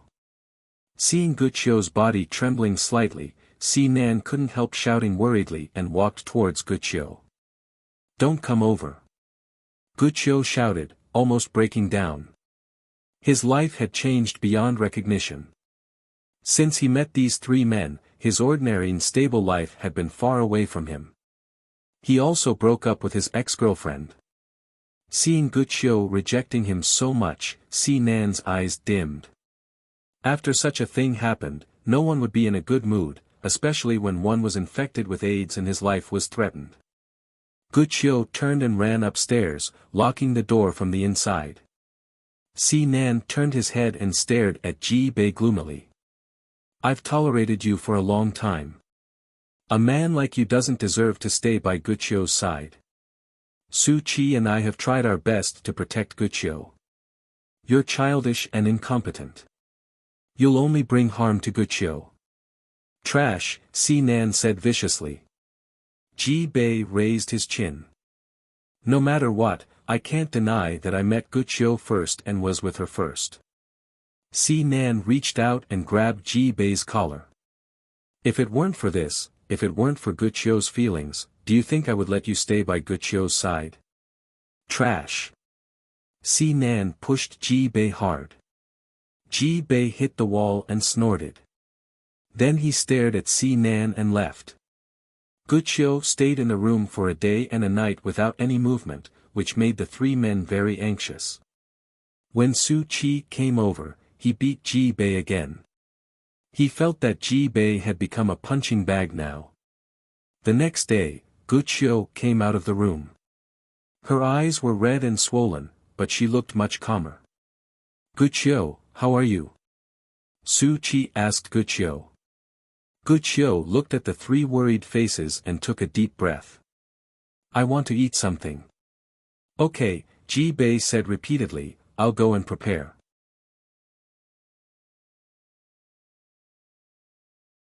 Chapter 11-17. Seeing that Guqiu was willing to eat, the three immediately breathed a sigh of relief. After eating, Guqiu said to the three of them, I want to have plastic surgery. Hearing this, even Si-Nan was stunned. Why do you want to have plastic surgery? Do you care about those people saying you're ugly on the internet? In my heart, it has nothing to do with your appearance, but your soul, Su-Chi said with a sullen face. And there's a high chance that the surgery will be infected. If something really happens, what do you want the three of us to do? Si-Nan stared at Guqiu. Guqiu thought for a while and said, on the one hand, because of those words on the internet, I also want to change my identity and start over. On the other hand, after plastic surgery, I want to stand with you with a new face. The three of them were particularly good-looking, so Guqiu standing next to them was not very harmonious. Things are already so bad. I just want to be willful for once in my life, Guqiu said, for you, I'll be fine. Ji Bei, Si Nan and Su Qi looked at each other. Su Qi nodded and said, if this is what you want to do, we'll support you. After settling the plastic surgery matter, Si Nan arranged to go abroad. The three of them left everything behind and accompanied Guqiu. Before boarding the plane, Si Nan's phone rang. The other side reported to Si Nan, Du Bing didn't go home. Her parents don't know where she went. Keep investigating. Find this person for me. Si Nan hung up the phone and boarded the plane. Guqiu was busy changing her appearance. When Ning Shu got off work, he received a call from Du Bing's mother, who asked where Du Bing was. People from the company had come to find her. People from the company? Ning Shu asked hurriedly, which company? The company you interned with. They said that you didn't go to work, so they came to find you at home, said Du Bing's mother. Ning Shu narrowed her eyes. Could it be that those people had found out about her? It was impossible. Even when she went to find a private detective, she was fully dressed, with a hat, mask, and sunglasses. Her face was basically covered. Moreover, the phone number given to him was also a black card. After getting the things, Ning Shu threw the card away. The chances of finding her were slim, and private investigators in the gray area wouldn't easily reveal their customers' information. Besides, Ning Shu didn't leave any information behind. Ning Shu was afraid that Si Nan would put the blame on her and try to kill her for whatever reason. Did you tell them? Ning Shu's mother asked. Of course not. There are so many scammers nowadays. Where are you now? How's your job search going? Mrs. Du nagged Ning Shu. Very good. You're still doing your internship. Don't tell them that you don't know. There are a lot of scammers these days. Ning Shu reminded Mrs. Du. Ning Shu thought that he had not given himself away, so why did he come to investigate her? Ning Shu brought up the GPS. The function of the GPS was to locate the protagonist. Ning Shu found that these four people were thousands of miles away from her. What were they doing? Could it be that they had to live abroad because they were exposed? That was unlikely. Ning Shu had been paying attention to the four people's situation. It was almost 4 months before the four of them returned to China. What the hell was he doing? This task was quite bitter. She couldn't compare with them in terms of money and power. Moreover, the three of them crushed her. How sad. Ning Shu paid more attention to the news of these four people. The internet was talking about 3 men sharing a man. Some people were even imagining that they would stand in a row and play with each other. The four of them took a shower together and picked up soap. Ning Shu clicked her tongue. They had no bottom line. However, Ning Shu noticed a piece of entertainment news.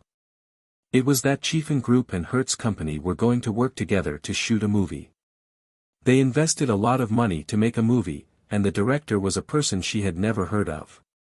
His name was Zhu Xian. Moreover, the cast was quite strong. They were all big shots. It was obvious that they were going to make an influential New Year's Eve movie. It was a 3D movie with exquisite special effects. It had already been widely publicized, and there was news everywhere. Even before filming began, it had already become a hot topic. Many people on the internet were curious about who this Zhu Xian was. He was like a person who had suddenly appeared. Moreover, he was very handsome. His eyebrows were exquisite. With his looks, he could be an actor, let alone a director. Moreover, according to Zhu Xian's information, Zhu Xian had just returned from studying abroad. It was his first time shooting a movie. The male lead of the movie was Ji Bei. When the reporters asked Zhu Xian why he wanted to use Ji Bei, who had a bad reputation, in the movie. Zhu Xian said that he didn't care about Ji Beiye's reputation. Instead, he liked Ji Beiye's acting skills.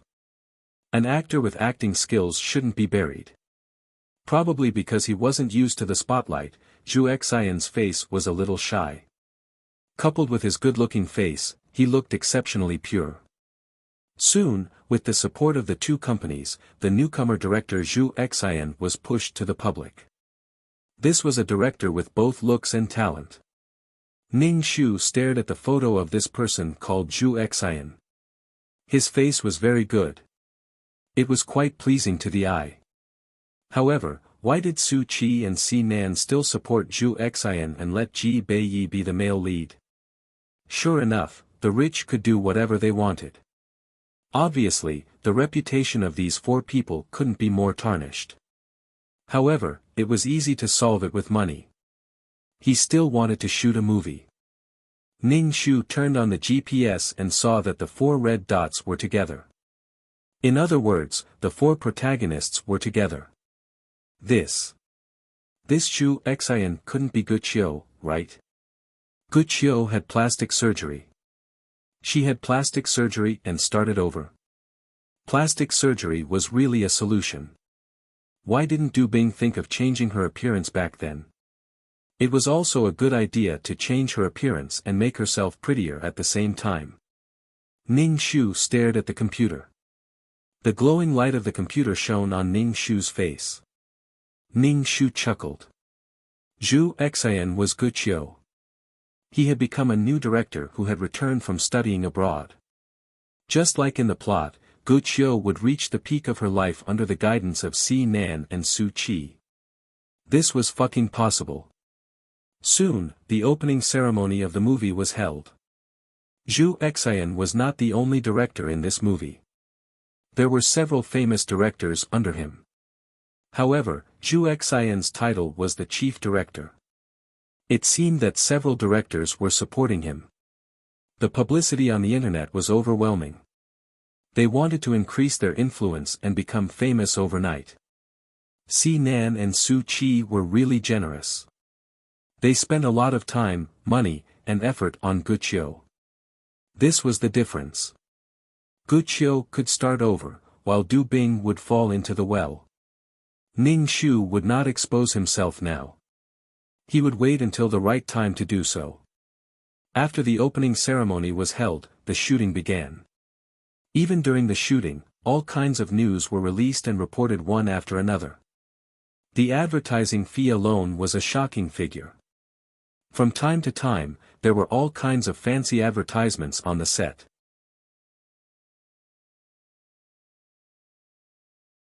Chapter 11:18. Filming a movie would be spectacular and popular. They just didn't know that the ordinary Guqiu would become a talent after changing his face. Guqiu was not a director, nor was he a talent. It was an accident that he could enter the entertainment industry and become Ji Bei's assistant. Ning Shu saw that the movie had already started shooting. He registered another number and began to post. Find out who the director, Zhu Xian, is. Ning Shu wrote a long article and suddenly felt that his literary talent was not bad. It was not in vain that he had read so many books. Sure enough, he had a literary aura.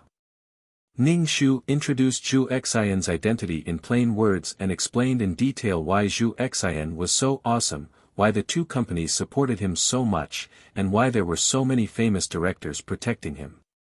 This person was Guqiu. Guqiu had disappeared for 4 months because he went abroad for plastic surgery. He had changed his face and become a talent director. The script was written by Guqiu. Su Qi and Si Nan must have hired someone to write it for them and put Guqiu's name on it. Zhu Xian had appeared out of nowhere. No one knew about his past. In addition, there were movies everywhere now. They were all about Zhu Xian. Their ears were getting calluses. As soon as Ning Shu's post came out, it attracted a lot of attention. Many people said that they couldn't believe it, but Ning Shu's post was the closest to the truth. However, not long after this post was posted, it was deleted. Ning Shu didn't care. It didn't matter if it was deleted. Anyway, many people were watching. It was the age of the internet. The whole world knew about the slightest movement. Although Ning Shu's post was deleted, someone took a screenshot and posted it on Weibo. It quickly attracted attention. The stars who participated in the shooting of this movie all looked at Zhu Xian with strange eyes. This Zhu Xian really didn't know how to shoot or how to explain to the actors. He was the chief director, but he was the most confused person on the scene. It was all thanks to the support of several big directors. Thinking of how a small assistant ordered them around before, these stars felt very unhappy. He even felt some disdain for Ji Beiyi. No wonder Ji Beiyi was appointed as the male lead. It turned out that it was Ji Beiyi. The relationship between Su Qi, Si Nan, and Zhu Xian couldn't be clearer. In order to expand their influence, Si Nan and Su Qi had invited all the big shots in the entertainment industry. So many big shots had acted with Ji Bei, and all of them had famous directors to pave the way for Zhu Xian. It's kind of gross. Moreover, Ji Bei and Zhu Xian had a lot of bad habits. They didn't shoot scenes that required them to stay up late. They had to sleep before midnight. He had disrupted the progress of others, but the person who had paid for it had agreed. These people didn't know that Guqiu and Ji Bei had AIDS. They were too tired and staying up late was bad for their health. However, in the eyes of others, such willful and fearless behavior meant that he had someone backing him up. It was Ji Beiyi's manager who told Ji Beiyi. Now, the news had spread like wildfire, saying that Zhu Xian was Guqiu. Ji Bei's expression changed when he saw the news. It hadn't been long, but Guqiu's background had already been dug out. Ji Bei didn't dare to tell Guqiu about this, but Guqiu looked at her phone. Because he was very popular recently, news about him was pushed out very quickly. When Guqiu saw the content of the post, she immediately covered her mouth and rushed to the toilet to vomit. She was already feeling unwell, so she was shocked when she saw the post. The post was so real that it was as if she had seen it with her own eyes. In such a short time, before the movie was even filmed, her identity had already been exposed. How could something like this happen? When Ji Bei saw Guqiu stumbling away, he hurriedly followed her, leaving the entire crew behind. Everyone was expressionless. They were already used to these willful people. After all, it wasn't their money that was being burned. When Ji Bei reached the toilet, he saw Guqiu curled up into a ball from vomiting. He walked over and patted Guqiu's back. "Are you okay?" Ji Bei asked with heartache. Guqiu's face was filled with tears from vomiting. She leaned against Ji Bei and cried sadly. "Why can't you let me go? I didn't do anything wrong. I've already decided to start over. Why are these people doing this?" Guqiu wailed. "Who did I get in the way? Why are they treating me like this? I was sick to begin with. After going through the pain of the surgery and surviving the infection, I finally started over. But now, I'm being attacked and mocked. Why is it so difficult?" Ji Bei hugged Guqiu. He didn't know how to comfort Guqiu. Living under the spotlight was like this. She had to bear the expenses of many people. Ji Bei brought up the old topic again. "Guqiu, leave with me. There's no place for us here. It's just the two of us. We'll live a happy life just like before." Guqiu cried silently. The scene of the two of them hugging each other had been secretly filmed by someone. It basically proved that Zhu Xian was Guqiu. After crying for a while, Guqiu felt better. She said to Ji Bei, "It's time to go out and film. Are you okay?" Ji Bei asked with concern. Guqiu shook her head. "I can take it. No matter what, I have to finish filming this movie. I can't let Su Qi and Si Nan down. the two of them returned to the set. Because Ji-Bei wasn't in a good state, he kept making mistakes. In the end, Guqiu said that she would stop filming today. Everyone was helpless. Their schedule was very tight. Time was money. However, this movie was funded by two big shots. Many celebrities and actors were under these two companies. This kind of willful behavior made people even more unhappy. From the beginning, the crew was not harmonious. In the evening, the four of them gathered in the villa. Nan shook his head and said regretfully, "We shouldn't have pushed Guqiu out so early." "I suspect that there is a spy among us," Su Qi said coldly. "Otherwise, how could he know so much? Look at me again. Am I that kind of person?" Seeing Su Qi staring at him, Nan couldn't help but say, "I invested in this movie with real money. If I expose Guqiu's identity, this movie may die in the womb." Guqiu finally survived the plastic surgery. "I'd be crazy to expose this kind of thing. Why are you suspecting me?" Nan became angrier as he spoke. Why did Su Qi suspect him every time something happened? Couldn't he express his feelings by doing what he did? Su Qi looked away. "I'm worried about you. I've seen how despicable and cunning you are. Why do I feel that the person who exposed this is the same person as before? He's very familiar with us." Ji-Bei shuddered. If it really wasn't the four of them, who was it? It seemed that a pair of invisible eyes were staring at them. They couldn't go on like this. If they didn't, they would really fail.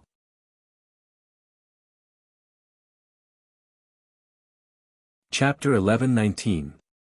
The things between them were hidden very well, and the reporters did not suspect their relationship with Guqiu. Guqiu's appearance was so ordinary that no one would think that Ji-Bei had an impure relationship with him. What's more, he was a big shot in the entertainment industry. Previously, there was not the slightest bit of commotion, and there were no signs at all. Suddenly, a person exploded. Then, the four of them were caught in the center of public opinion. It was the same this time. No one had ever doubted Guqiu's identity. Guqiu had changed his appearance. But it was still exposed by someone. The main reason was that Guqiu was completely different from the ordinary Guqiu after the plastic surgery. No one had put the two of them together. Ji-Bei's eyes widened. He took a deep breath and said, "Is this person going to drop something else?" Su Qi and Nan both frowned. Nan said to Ji-Bei, "You've been tired recently.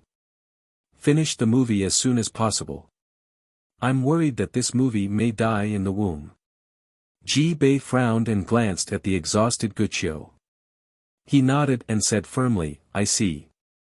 In order to finish the movie as soon as possible, Ji-Bei endured his fatigue.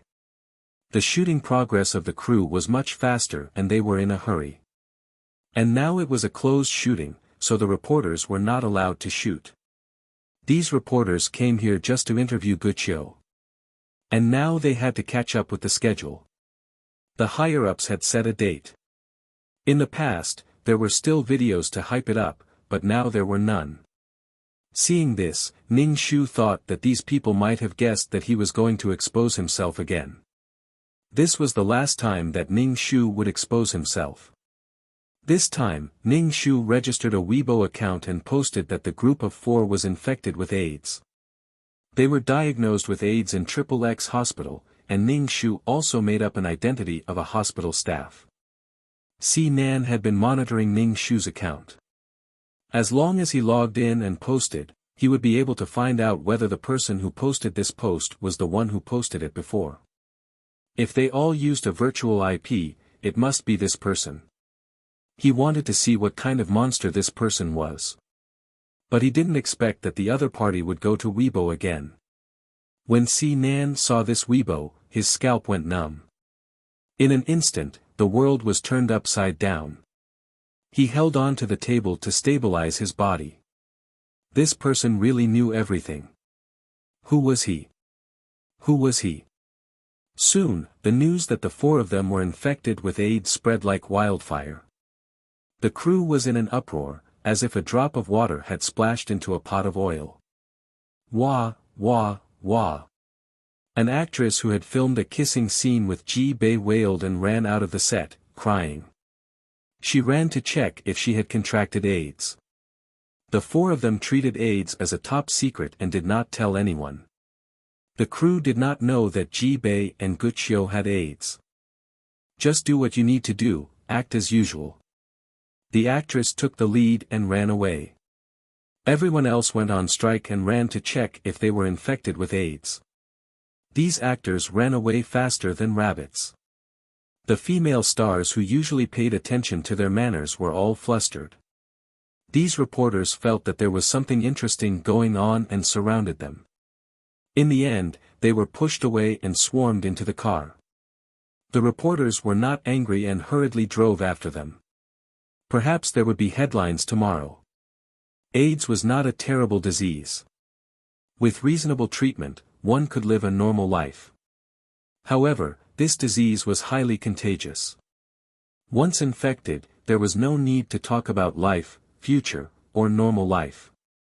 In an instant, the crew ran away, leaving only Ji-Bei and Wuxia, who were exceptionally miserable. Wuxia clutched his chest, feeling as if thousands of arrows were piercing his heart. Wuxia bent over and vomited. Wuxia, your body. Among the four of them, Wuxia's body was the weakest. If he was not careful, he would be infected. He caught a cold easily. Wuxia even vomited bile. He cried and said to Ji-Bei, let's leave here. I don't want to stay here anymore. Wuxia's heart was completely dead. Now that AIDS had been exposed, he really could not stay here anymore. Wherever he went, he would be treated like a monster. The pain he suffered from plastic surgery and the pain of infection during the surgery was even more painful than before because he could have a new start. Wuxia only wanted to hide in a place where there was no one. He did not want to see anyone. Okay, let's leave here. Leave here. Ji-Bei supported Wuxia. Leave here. We must leave here. Wuxia said anxiously. He could not hold on any longer. Si-Nan and Su-Chi rushed over. When they heard Wuxia's words, they were silent. Who on earth is that person? Who is it? Ji-Bei roared at Si-Nan and Su-Chi. It was obvious that the person was targeting them. Si-Nan's body was a little shaky. I suspect it's Du Bing. Du Bing? The three of them looked at Wuxia. Wuxia looked absent-minded and did not care about what they said at all. There were too many things on Wuxia's shoulders. It seemed that the most tragic thing in the world happened to Wuxia. Du Bing and Wuxia have already broken up. She has no reason to take revenge on us. She doesn't know our relationship with Wuxia. Su-Chi said, I don't know why you keep suspecting this woman. Si-Nan said coldly, what if she knows? What if she knows our relationship with Wuxia? I teased her before. A woman's jealousy and vengeance are very terrible. And the people I sent out to investigate found that Du Bing didn't come home at all. Her parents don't know where she is. Maybe she is lurking around us, Si-Nan said gloomily. Ji-Bei frowned. How could she be lurking without us noticing? It's impossible. I suspect that it's the revenge of the entertainment magazine that went bankrupt before, Su-Chi said. How could a woman get so much information? Even the entertainment reporters did not know. How could she know? Su-Chi had only met Ning Shu once, and he did not take Ning Shu seriously at all. Moreover, Su-Chi only had Du Bing in his mind. He did not remember what this person looked like at all. He remembered this name because Du Bing was Wuxia's ex-girlfriend. Forget it. No matter who it is now, we have to send Wuxia to the hospital. Wuxia is vomiting badly, Ji-Bei said worriedly. Seeing Wuxia's face as pale as paper and in a trance, the three of them were very worried. They hurried to send Guqiu to the hospital. Meanwhile, the internet was in an uproar. There were so many evil things this year. It was really one wave after another. It was too much to deal with. 3 men shared a man. Not only was he ugly, but he also had plastic surgery and acted in movies. Now, he had AIDS.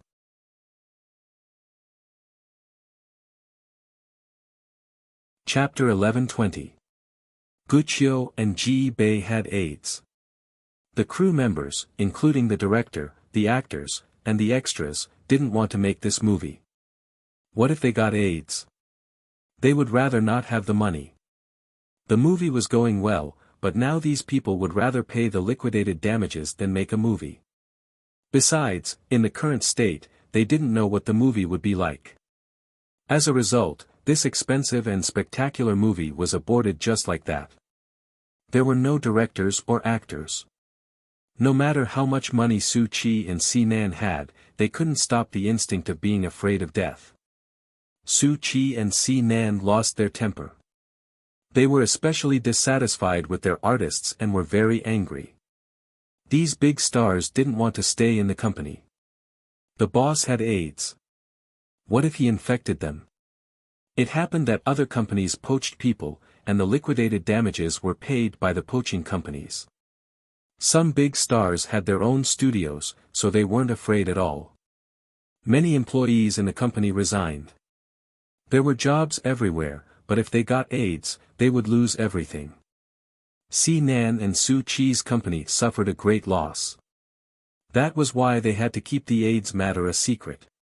The consequences were very serious. So a large number of people lined up to go to the hospital for AIDS. Almost the whole entertainment circle was restless. There were male and female stars, assistants and agents. The rich circle was very messy, and all kinds of relationships were very complicated. For example, a female star once had a relationship with Su Qi. This female star might have a relationship with the director, and the director might have a relationship with many female stars. The female stars who had a relationship with the director might have a relationship with other directors or other male stars. There were countless problems on a vine. To be safe, some people who had only been in contact with them went to the hospital for a test. The hospital made a lot of money. Ning Shu paid attention to these things while submitting her resume to the big companies in the capital, waiting for a reply. Ning Shu planned to resign soon and leave here to work in the big city. She felt that the mountain on her back had gradually moved away, and the dark clouds above her head were gradually dispersing. Now the 4 of them couldn't even take care of themselves.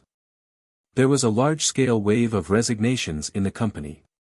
Even if they had money, they might not be willing to work for you. They also stopped making movies. The early investment was all for naught. The money was not a small amount. If the movie was not made, they couldn't get a cent back.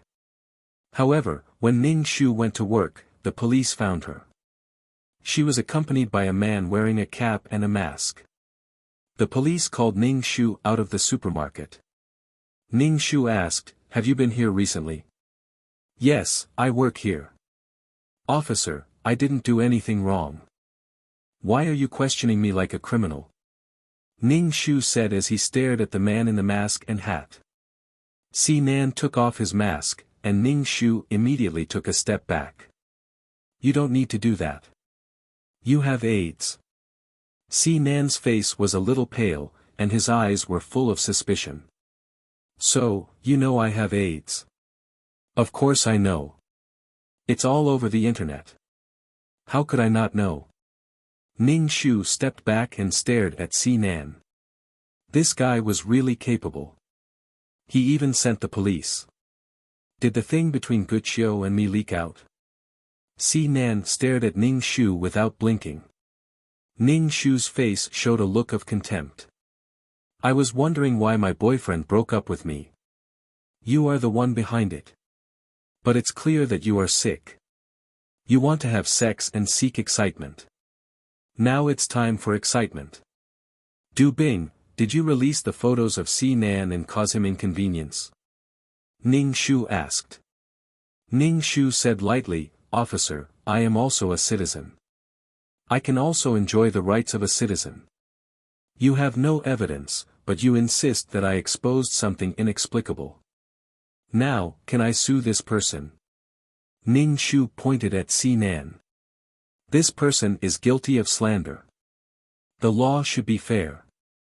Du Bing, you are very talkative. Sinan stared at Ning Shu coldly. "Are you lurking around Guqiu?" "What lurking? Why should I be so tired for a man who has nothing and cheated on me? I am embarrassed to say that Guqiu used to be my boyfriend. I am really afraid that someone will expose that I am Guqiu's girlfriend." "Then why did you escape here?" "Sinan, I'm not your prisoner. I have no obligation to answer your questions. You called the police here to convict me, but you don't have any evidence. Even if you want to arrest me, you have to show the rules," Ning Shu said lightly. "I broke up with Guqiu because of your scheme. Now I want to change a place and start over. Can't I? As for what you said about lurking around you, that's even more of a joke. I work here, and it's a shift system. It takes nearly 3 hours to go back and forth from here to T-City by train, but I've been working here recently. You can ask the manager, there's a record of me clocking in every day." Ning Shu stared at Sinan and said, "My boyfriend has been taken away by you, so now you're going to put the blame on me." Sinan stared at Ning Shu with red eyes. The police went to question the staff of the supermarket. She had interviewed many employees, and it was just as Ning Shu had said. She did have an alibi. "Can we take a look at your computer?" the police officer asked Ning Shu. Ning Shu asked, "What crime did I commit?" Mr. Sinan reported that someone violated his privacy.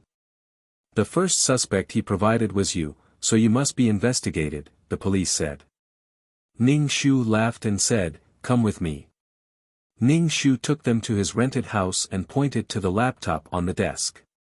"Look at it." A policeman from the identification department turned on the computer with gloves and browsed through it. He shook his head and said, "There is nothing unusual. Some web pages are cached." Ning Shu shrugged. "I am just an ordinary person. If I have so much information, why don't I make some money? Why would I put it on the internet?" "Comrade, your idea is very dangerous," Ning Shu said. "His idea is even more dangerous," Ning Shu pointed at Sinan and said, "I didn't do anything. Why do you have to put the blame on me?" "Officer, I also want to report the case now. If I went missing or my body was found that day, the first suspect would be Sinan," Ning Shu said. Sinan walked over to Ning Shu. Ning Shu quickly stepped back and said, "Don't come near me." Sinan was so angry at Ning Shu that his face turned pale. "Du Bing, I really underestimated you."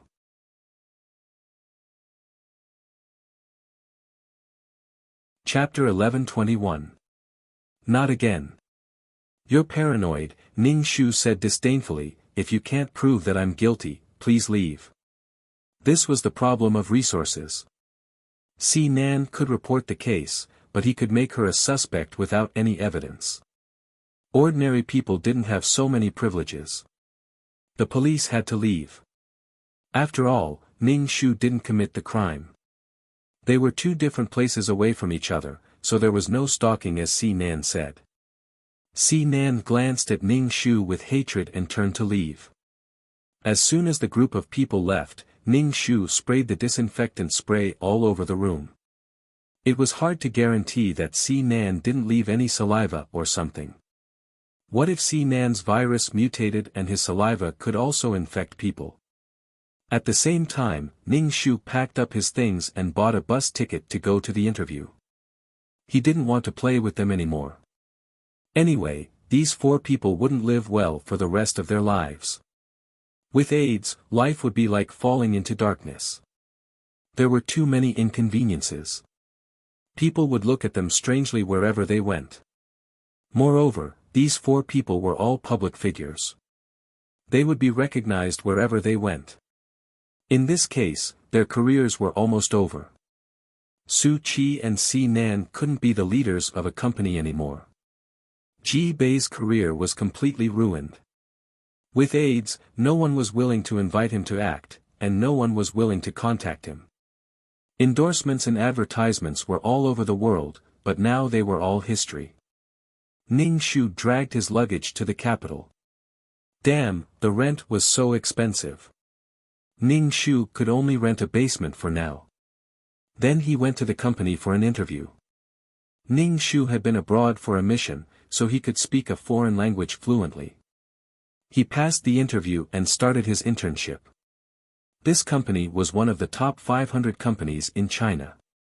It was quite good to be able to enter such a company. However, the internship was very busy. Before he became an official employee, he was always nervous. 3 months later, Ning Shu finally became an official employee. Life was like a slow struggle, one step at a time. Other than work, Ning Shu also paid attention to the entertainment industry. Because of Su Qi, the Su family's management rights were revoked by the board of directors. The Su family did not have any rights in the company, but with shares and dividends, they could still survive. Si Nan was also forced to resign from the position of president. He found someone else to run the company and became the big boss behind the scenes. However, the two of them were used to calling the wind and calling the rain. Not having power in their hands was also a kind of torture. However, there was very little gossip about Wuxia on the internet, and no one knew how he was doing. However, with Ning Shu's understanding of Wuxia, he was afraid that Wuxia was hiding somewhere, not daring to come out. This man was just an ordinary man. He was really ordinary, so ordinary that he couldn't be more ordinary. Sometimes, kindness was synonymous with cowardice. She had the selfishness of an ordinary person. In the plot, she made use of Du Bing. If she was really kind, she should have stopped her man. But she didn't stop them. Moreover, in the plot, the four of them didn't have a public opinion crisis yet. It was just these three men who deliberately made things difficult for Du Bing.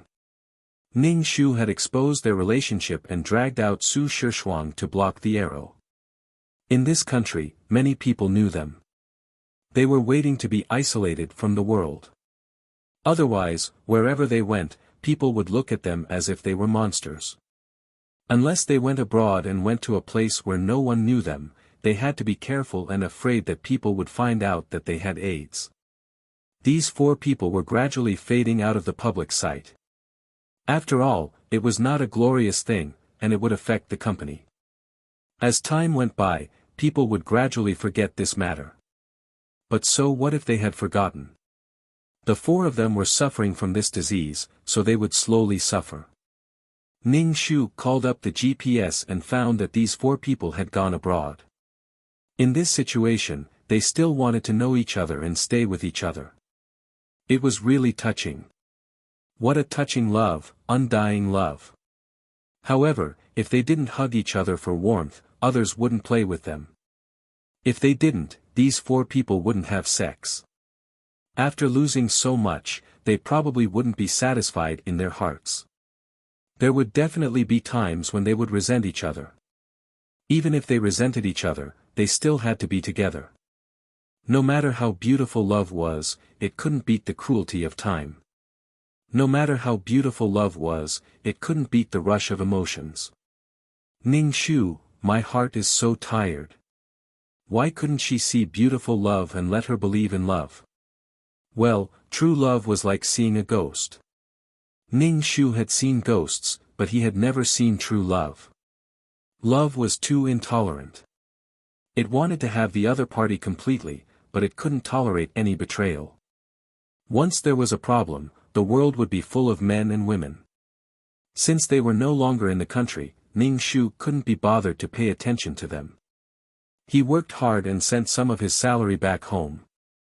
Ning Shu also moved from the basement to a one-bedroom apartment, but the rent was really expensive. When it came to work, Ning Shu was quite handy. When he was doing missions, he even managed the company. Now, he was just doing the work of one person, so it was very easy. Mission completed. Do you want to leave the mission world? 2333's voice sounded in Ning Shu's mind. Ning Shu nodded, let's go. Ning Shu felt dizzy and returned to the system space. Seeing the empty space and the black hole in the wall, Ning Shu didn't feel too good. Now that he couldn't open the system shop, he couldn't even exchange for a table or a chair. Ning Shu first sat on the ground to absorb the pure soul energy. When his soul was full, Ning Shu opened the status panel and looked at his harvest. Number, 2333 Name, Ning Shu, Advanced Mission Taker, Age, 27 points, 27, 155, 000/4000000 Soul, 330 Life, 111 Wisdom, 334 Charm, 20 Luck, 189 Spirit, 220 Faith, 16515 Martial Strength, 342 Qualifications, 119 Merit, 13460 Skills, 5th Ring Shooting Technique, Trash Fighting Technique, Beginner Peerless Martial Arts, Beginner Poison Technique, Beginner Business Management Knowledge, Beginner Code Programming, Beginner Lawyer Skills, Master Ghost Catching Skills Honorary Titles, Goddess of War, Selfless. Ancestor Items, Calm Aura, Faith Aura, Amulet 4, Upgraded Amulet 2 Aura, Mother of the World, Queen's Blessing, Model Worker, Chen Shi's Blessing, Leader Aura, Grass Blessing, Lifelong Friend, Miao Miao Miao's Blessing, Life-Saving Hand, Zhu Sunyang's Blessing, Founding Female General, Chen Ermiai's Blessing, Lawful Beauty, Chen Ning's Blessing, Fulfill Du Bing's Wish, Don't Be Slandered. Let these people have a taste of being despised by thousands. Mission Reward, 6 million points, 50 Attribute Points, 2,000 Faith. Ning Shu saw the rewards and was quite satisfied.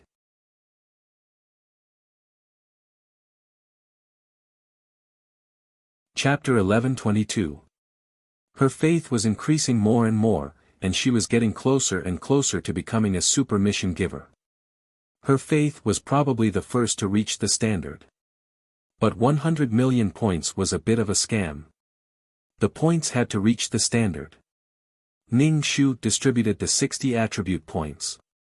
Number, 2333 Name, Ning Shu, High-Level Mission Giver, Age, 27 points, 2, 715 000/4000000 Soul, 330 HP, 111 Wisdom, 33410 Charm, 2010 Luck, 18910 MP, 22010 Faith, 16515 Martial Strength, 34210 Aptitude, 11910 Merit, 13460 Skills, 5th Ring Shooting Technique, Trash Fighting Technique, Beginner Martial Arts, Beginner Poison, Beginner Business Management, Beginner Code Programming, Beginner Lawyer, Beginner Ghost Catching Skill Honorary Titles, Goddess of War, Selfless Ancestor Items, Calm Aura, Faith Aura.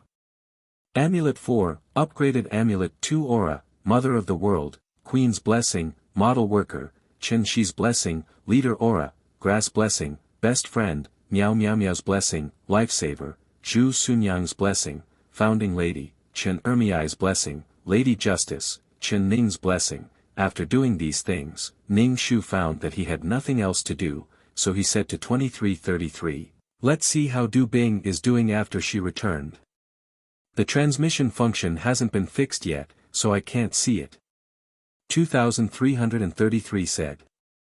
Ning Shu's heart was as calm as still water. 2333 said, "I can tell you that Du Bing achieved success in her career, became the company's director, and found a man who loves her." "That's it?" Ning Shu was expressionless. "Oh, it's not just that. Si Nan and the others were probably so angry that they paid the company to dismiss Du Bing. Du Bing was so angry that she went abroad to work. They can't help her everywhere. It's better for her to go abroad. If the company wasn't good, you could either endure, be ruthless, or leave." Ning Shu nodded. No one's life was smooth sailing. The strength of a person was the ability to deal with unbearable people and things, and ultimately, defeat the weak and cowardly self. Ning Shu wanted to explore the virtual space, but the channel to the virtual space was broken. There was nothing good in her system space. It was better to go and complete the quest. Ning Shuchao said to 2333, enter the quest. Okay. Remember to repair the space. Ning Shu said, didn't these two beads fight and create a black hole? With so much energy overflowing, you can't absorb it. I'm trying to absorb it. I'm doing your mission. Ning Shu was thrown out of the system space, feeling dizzy. Was he crazy? What did she say wrong? Ning Shu's soul fused with his soul. He sat up and shook his head, feeling a little dizzy. This was a stone room, but the stone room was very luxurious. There was a red silk curtain, a dressing table, a wardrobe, and a delicate incense burner. Faint white smoke floated out, causing the stone room to emit a faint and elegant smell. Ning Shu rubbed his head, feeling a little dizzy, and began to accept the plot. This story revolved around a secret martial arts manual. This was a martial arts world. When martial arts developed to the extreme, it would develop into cultivation. And there was a secret manual called Guo Yuan Divine Art that could make the cultivator immortal and achieve immortality. The purpose of cultivation was to make oneself stronger, to let oneself live longer, to compete with the heavens. So this Guo Yuan Divine Art became something that both the righteous and the righteous wanted to fight for. If one cultivated this secret manual, not only would they have great power, but they could also become immortal. It was too crazy. The original owner was called Hong Yi, the sister of the Holy Devil cult's leader, Yi Hua. In the words of those righteous people, Hong Hua was a witch. This was the story of a righteous youth who infiltrated the Holy Devil cult. His goal was naturally to obtain the Guo Yuan Divine Art. If this heaven-defying secret manual fell into the hands of the Holy Devil cult, it would be a disaster. The righteous people sent a youth to infiltrate the Holy Devil cult and gave him the identity of an orphan. His entire family was killed. And it was Hong Ye's father, the previous leader, who brought him back to the Holy Devil cult. Hong Ye and Qi Yi could be considered childhood sweethearts. As Qi Yi grew older, he became more handsome and dashing. In the Holy Devil cult, he had the title of Jade-Face Young Gentleman. The more beautiful something was, the more poisonous it was. Hong Yi was a young girl in love, so she was naturally attracted by this jade-face young gentleman. Qi Yi pretended to be polite to Hong Yi, wanting to know the whereabouts of the Guo Yuan Divine Art. Qi Yi told Hong Hua that if she could obtain the Guo Yuan Divine Art and cultivate it, she would be able to be with the person she wanted to be with for a long time. Hong Yi thought that the person Qi Yi was talking about was her. Therefore, she was very eager to help Qi Yi find the secret manual. In addition, the leader was her brother, so his position was quite high and he had special privileges. She tried her best to help him find the secret manual. When her brother found out, he punished the traitor with 18 kinds of torture. Hong Yi even stuffed things into Qi Yi's arms, helping him to buy time for him to escape. Yi Hua was so angry that he wanted to cripple his sister. He raised his hand, thinking that she was his only family member. However, Hong Yi was still locked in the room by her brother, not allowing her to step out of the room. Mei Wu, who had protected Hong Yi since she was young, pleaded with the leader every day, asking him to release Hong Yi and guarantee that she would not make any more mistakes. Yi Hua was now busy looking for Qi Yi, so he had no time to care about his sister. He did not kill such a person who sided with an outsider only because of his dead father. Mei Wu brought new things to Hong Yi every day, hoping that she would be happy. Hong Yi did not care about Mei Wu's thoughts at all. She looked forward to Qi Yi coming back to save her every day. Qi Yi came back, but he brought a group of righteous sects to exterminate the entire Holy Devil cult. So many cult members fell in front of her one by one. Qi Yi stood in the middle of them, shining brightly and incomparably tall. In the end, her brother ate a forbidden medicine and erupted with his greatest strength. Then, all the meridians in his body were broken. All the disciples of the Holy Devil cult were in despair. They wanted to protect their cult master and leave, ignoring Hongye.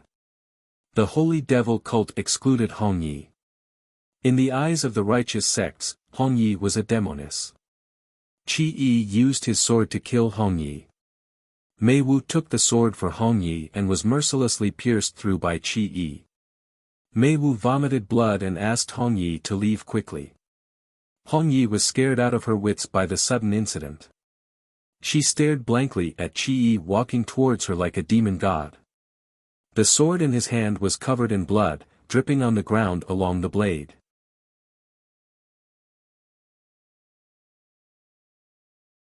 Chapter 11:23. The pain of being deceived and exterminated made Hongye fight back, but Qi was stronger than she thought. In the end, Qi pierced her heart.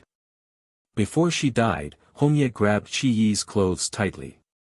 She spat out blood and asked, "Why did you lie to me?" Qi looked down at Hongye and said contemptuously, "You're just a demon girl." Qi cut off Hongye's hand that was grabbing his clothes. The Holy Devil sect was completely finished. Hongye spat out blood and died. Hongye's wish was to not be deceived by Qi. Kill Qi and take revenge on those righteous sects that came to exterminate the sect. Revive the Holy Devil sect. After Ning Shu accepted the plot, he couldn't help but twitch his mouth.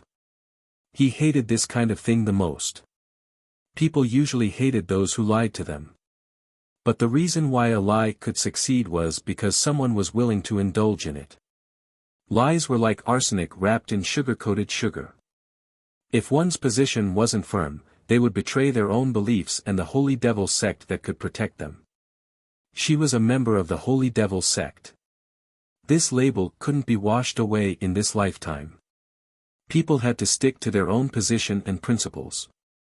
Otherwise, they wouldn't please either side. For the sake of love, she used almost lowly actions to please her lover, hoping to get the charity of love. Was this mission to exterminate all the righteous sects? The winner was the king. Ning Shu had a headache. Forget it, he would take one step at a time. Ning Shu liked revenge that didn't involve blood. He felt that he was cute. When Hongye died, she wasn't even 16 years old.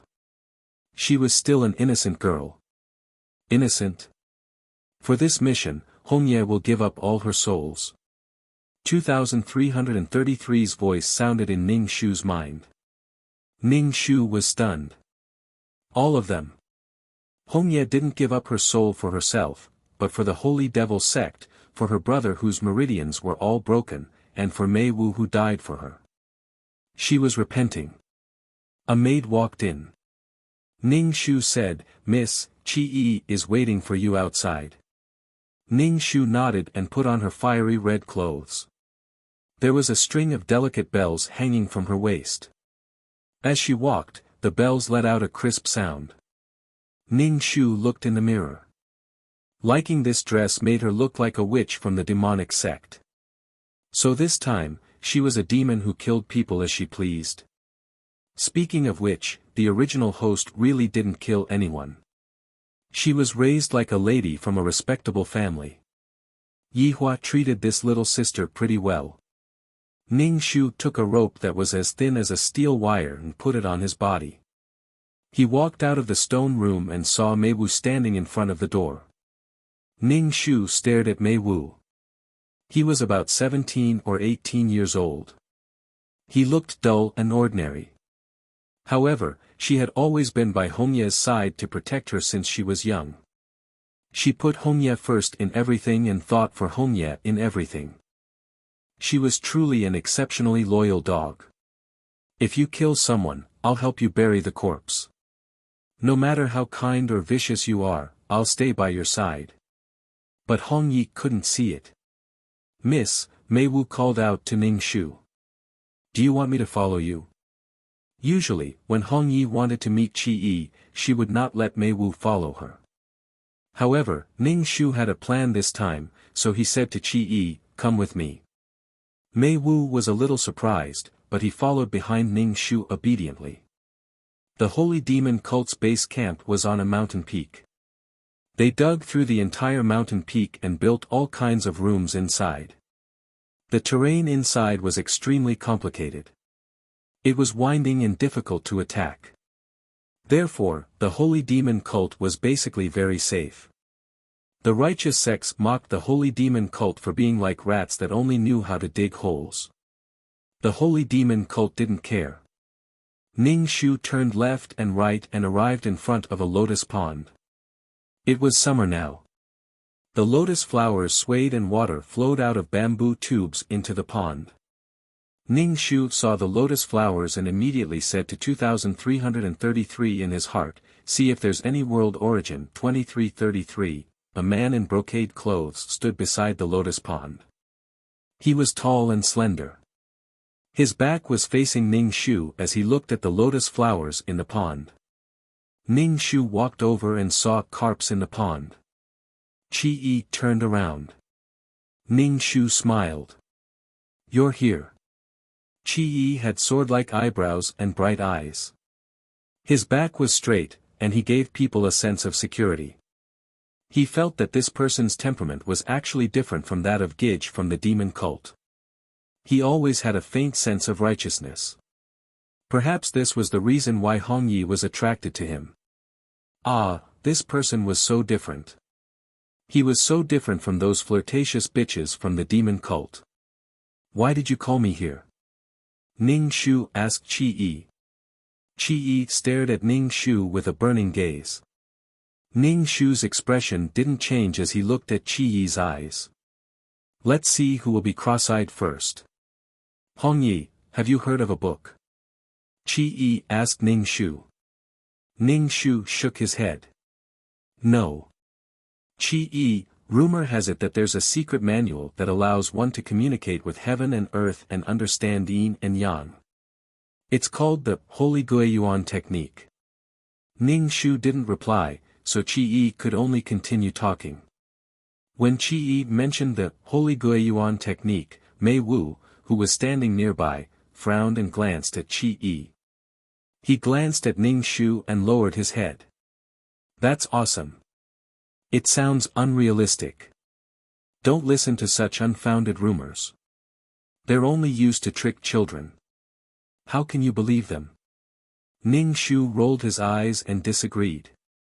"Qi Yi, if you really find the secret manual and master the divine technique, you can be with the person you want to be with forever." Qi Yi stared at Ning Shu with a burning gaze. Qi Yi's gaze was so bright that it could make people feel hot all over. "Ning Shu, this must be adultery. Master the divine technique?" "Yes. If you master the divine technique, you can become an immortal. You can be with the person you love and live a carefree life," Qi Yi said with a yearning expression. He looked at Ning Shu with a hazy gaze. Dao was both emotional and emotionless. "Ning Shu, divine technique, the day I master the divine technique will be the day I conquer the world of love. Not only do I want to kiss in the day, but I also want to have sex at night." Qi Yi must be talking about this kind of divine technique. He just needed to take a tonic pill. "You're the sect master's sister. Can you help me find the secret manual?" "If you find it, we can cultivate together," Qi Yi said. The original owner of this body was probably too naive. She couldn't even tell that there was something wrong with these words. Kindness that had seen evil was also kindness.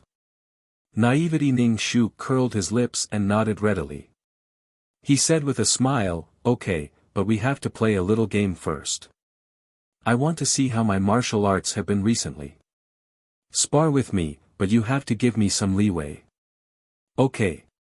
Ning Shu sparred with Qi Yi. "Give me some leeway. Can you pretend that you're caught by me?"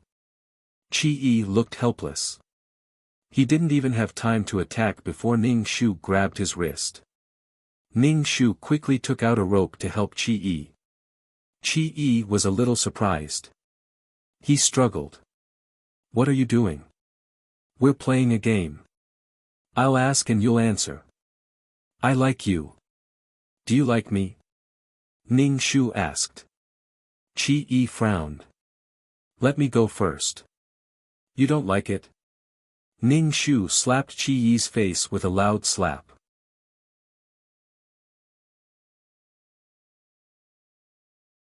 Chapter 1124. After being slapped by Ning Shu, Qi Yi didn't come back to his senses for a long time. He even forgot to struggle. Not only was Qi Yi dumbfounded, even Mei Wu looked as though he had seen a ghost. You! Qi Yi said furiously. Ning Shu interrupted him, do you like me? So hesitant. It seems like you don't like me. Ning Shu slapped the other side of Qi Yi's face. I like you so much, but you don't like me. Ning Shu slapped both sides. Qi Yi's face was flushed red and swollen. I'll give you one last chance. Do you like me? I like you. Qi Yi immediately shouted. So perfunctory. You said it without thinking. You are just perfunctory. Ning Shu slapped. Ning Shu kicked Qi Yi's stomach and drew out the sword on Mei Wu's waist. While Qi Yi wasn't paying attention, he ruthlessly slashed Qi Yi's neck.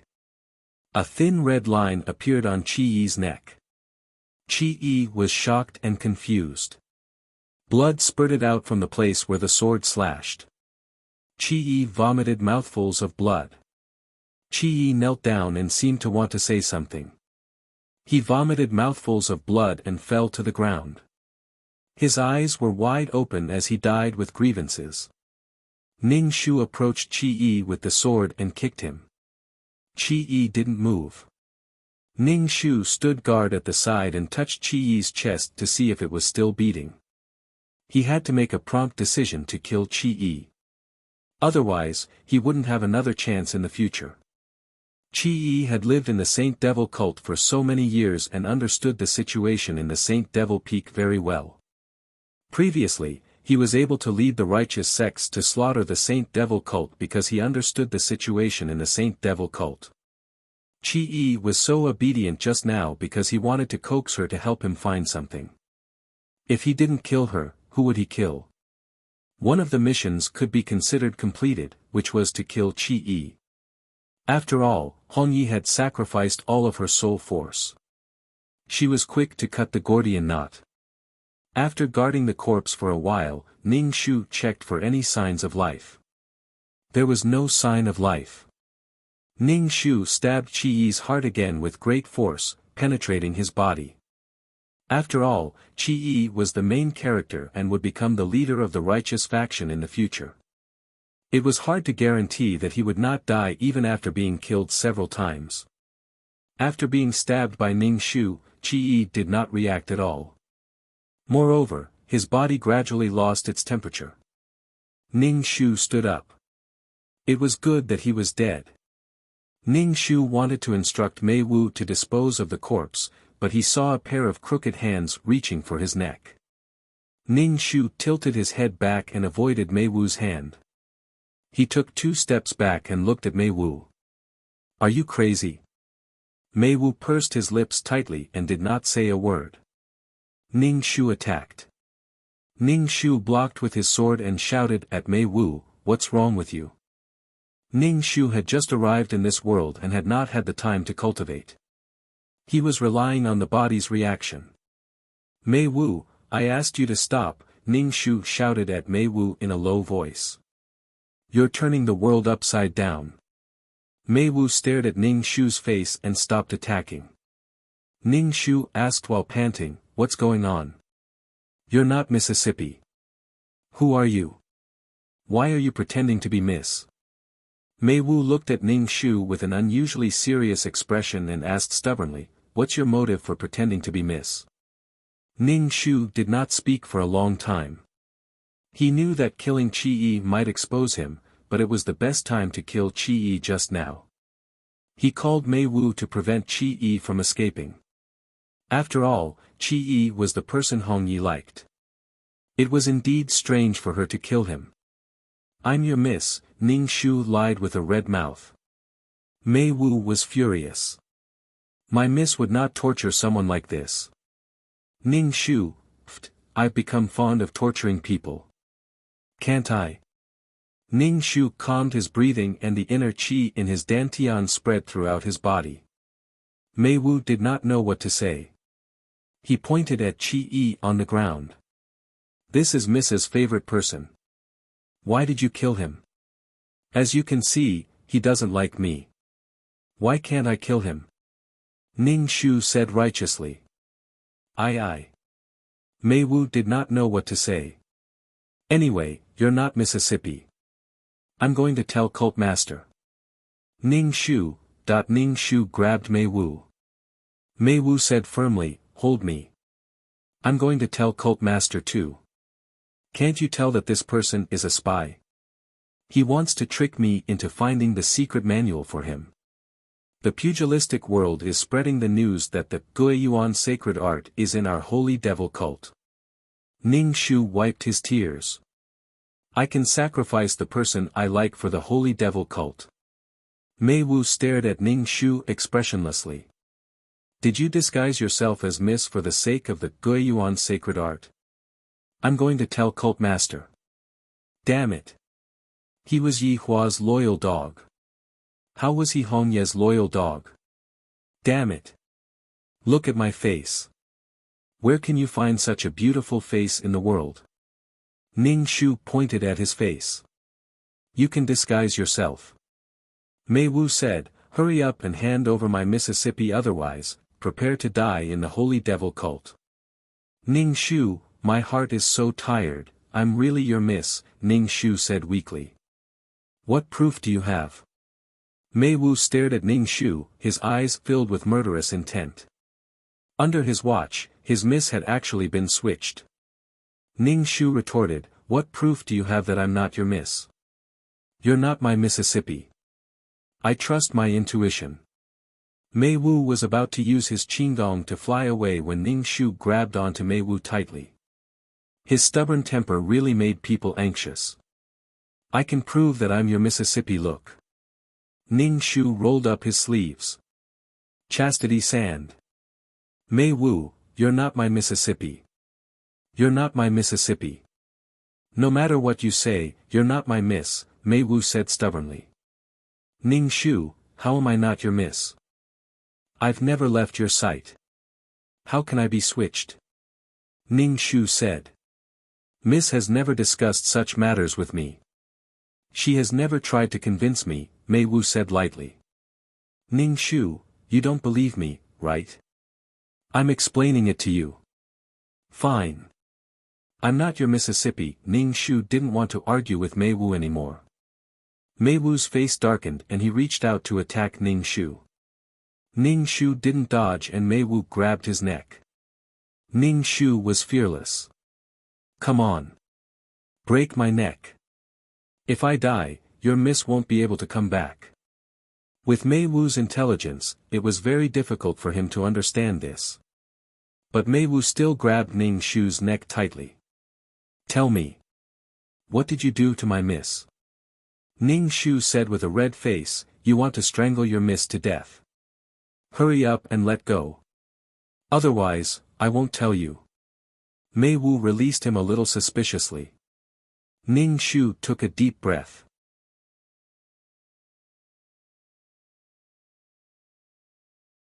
Chapter 1125. Some people judged people with their eyes, while others judged people with their hearts. The eyes could deceive people, but the heart couldn't.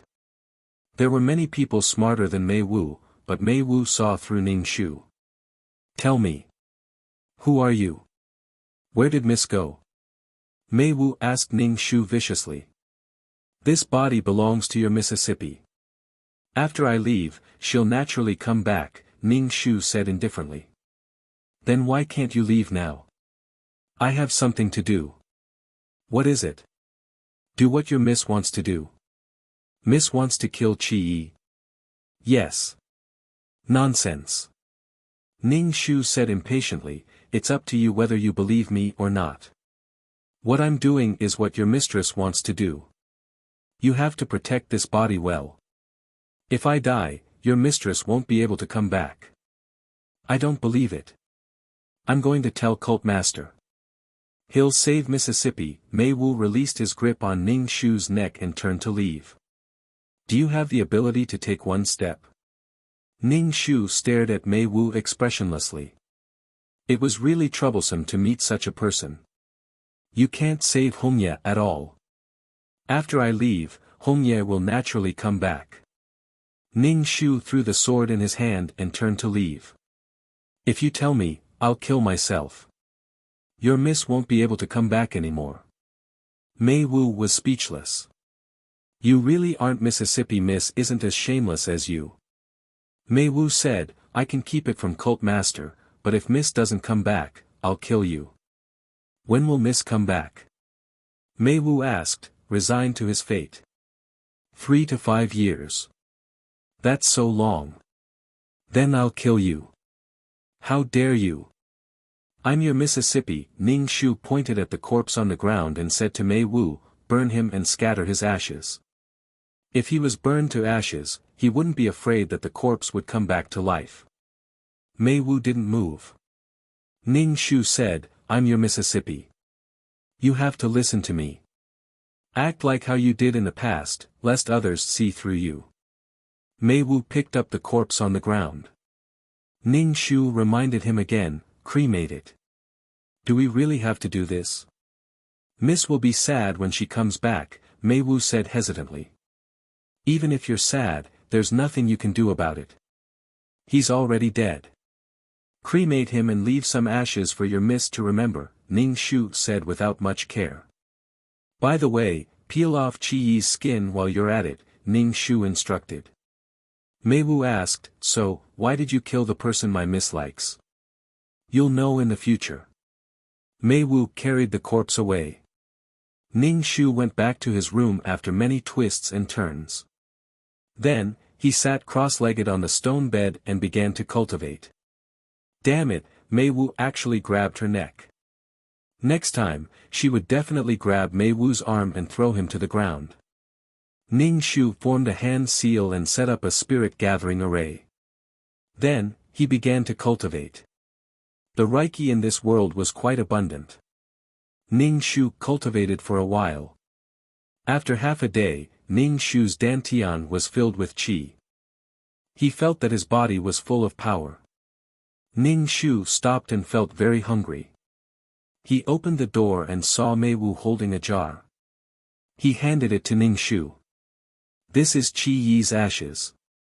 Ning Shu didn't want to take it at all. He said casually, find a place to bury it and dig it out when your miss comes back. Ning Shu summoned a maid and said, ask the kitchen to prepare some food for me. Yes. Ning Shu saw that Mei Wu was still holding the jar. He asked, what's wrong? Mei Wu said, you'd better put the jar in the room. Put the ashes in the room? Ning Shu refused in his heart. Find a place to bury it. Don't let others know. Maybe I'll dig it out and have a chat with him when I miss him. Mei Wu took out a bloody face. This is Chi Yi's face. Give it to Elder Shen. Ask him to keep it. I'll need it in the future, Ning Shu said to Mei Wu. Elder Shen was a poison doctor. He had a strange temperament and was very cruel. He liked to make medicine people. If someone in the sect made a serious mistake, he would directly send them to Elder Shen to be a medicine man. Sometimes, people from reputable and decent sects would come to provoke him. They would all be made into medicine men. Killing people was easy, but being a medicine man was very painful. You might die or live if you were forced to drink all kinds of strange medicine. But if you lived, you would start to test medicine day after day. Needless to say, it was very painful. Basically, no one was willing to go to Elder Shen's stone room. Miss, I'll bury the ashes under the peach tree and send the skin to Elder Shen, Mei Wu repeated. Ning Shu nodded. That's it. Go ahead. The maidservant served the dishes. Ning Shu was sitting on the stone bench in the pavilion and eating. An old man came over and scowled at Ning Shu. "You killed Qi." This old man was emaciated and had no flesh on his face. He looked gloomy. The way he looked at Ning Shu was very dissatisfied and contained a faint murderous aura. This old man was Qi's master. When Hongye's father sent Qi back, this old man saw that Qi had a good constitution and forcibly took him in as a disciple. His disciple was dead. If Ning Shu wasn't the daughter of the old sect master and the younger sister of the current sect master, he would have killed Ning Shu directly. Ning Shu put down his chopsticks. "Uncle Old Ghost, Qi was a spy planted in our sect by the righteous Tao. Killing him was for the sake of the entire sect." Old Ghost didn't listen to Ning Shu's explanation. "It's not up to you to say whether Qi was a spy or not. You don't have the right to kill Qi. You're not putting me, Old Ghost, in your eyes." Ning Shu stood up, and the bell on his waist made a crisp sound. "Uncle Old Ghost, I will naturally give you evidence whether Qi was a spy or not. You have to come with me to see the sect master now. Even if you're the sect master's younger sister, you can't kill my disciple like this." Old Ghost reached out his hand to grab Ning Shu's collar. Ning Shu dodged Old Ghost's hand. "Then I'll go with you to see elder brother," Ning Shu said. "Hongyi knows that Uncle Old Ghost has worked hard for the Saint Devil cult, but I'm doing this for Uncle Old Ghost. If Qi was really exposed as a spy, it would inevitably affect Uncle Old Ghost's position in the Saint Devil cult." Old Ghost stared at Ning Shu. "Little girl, you're playing tricks on me. Come with me to see the sect master." Ning Shu and Old Ghost arrived at the main hall. Yi Hua was eating. Yi Hua was wearing a black robe, which made him look oppressive and cold. When he saw Ning Shu and Old Ghost, he only glanced at them indifferently. "Greetings to the sect master." Old Ghost and Ning Shu knelt on the ground. Yi Hua didn't even raise his head as he asked, "What's the matter?" "Hongyi killed Qi." Old Ghost said bluntly. "Qi is considered an important member of the Saint Devil cult. Hongyi killed him just like that. This is a bit unreasonable." You're tuning into the Han Li's Wuxia Adventures YouTube channel. We're so grateful for your support, and don't forget to subscribe to join us on this incredible journey through captivating stories. Your generosity through donations truly makes a world of difference, as it's the primary source of revenue that allows me to expand and enhance this channel for you. Thank you from the bottom of my heart for being a part of this adventure.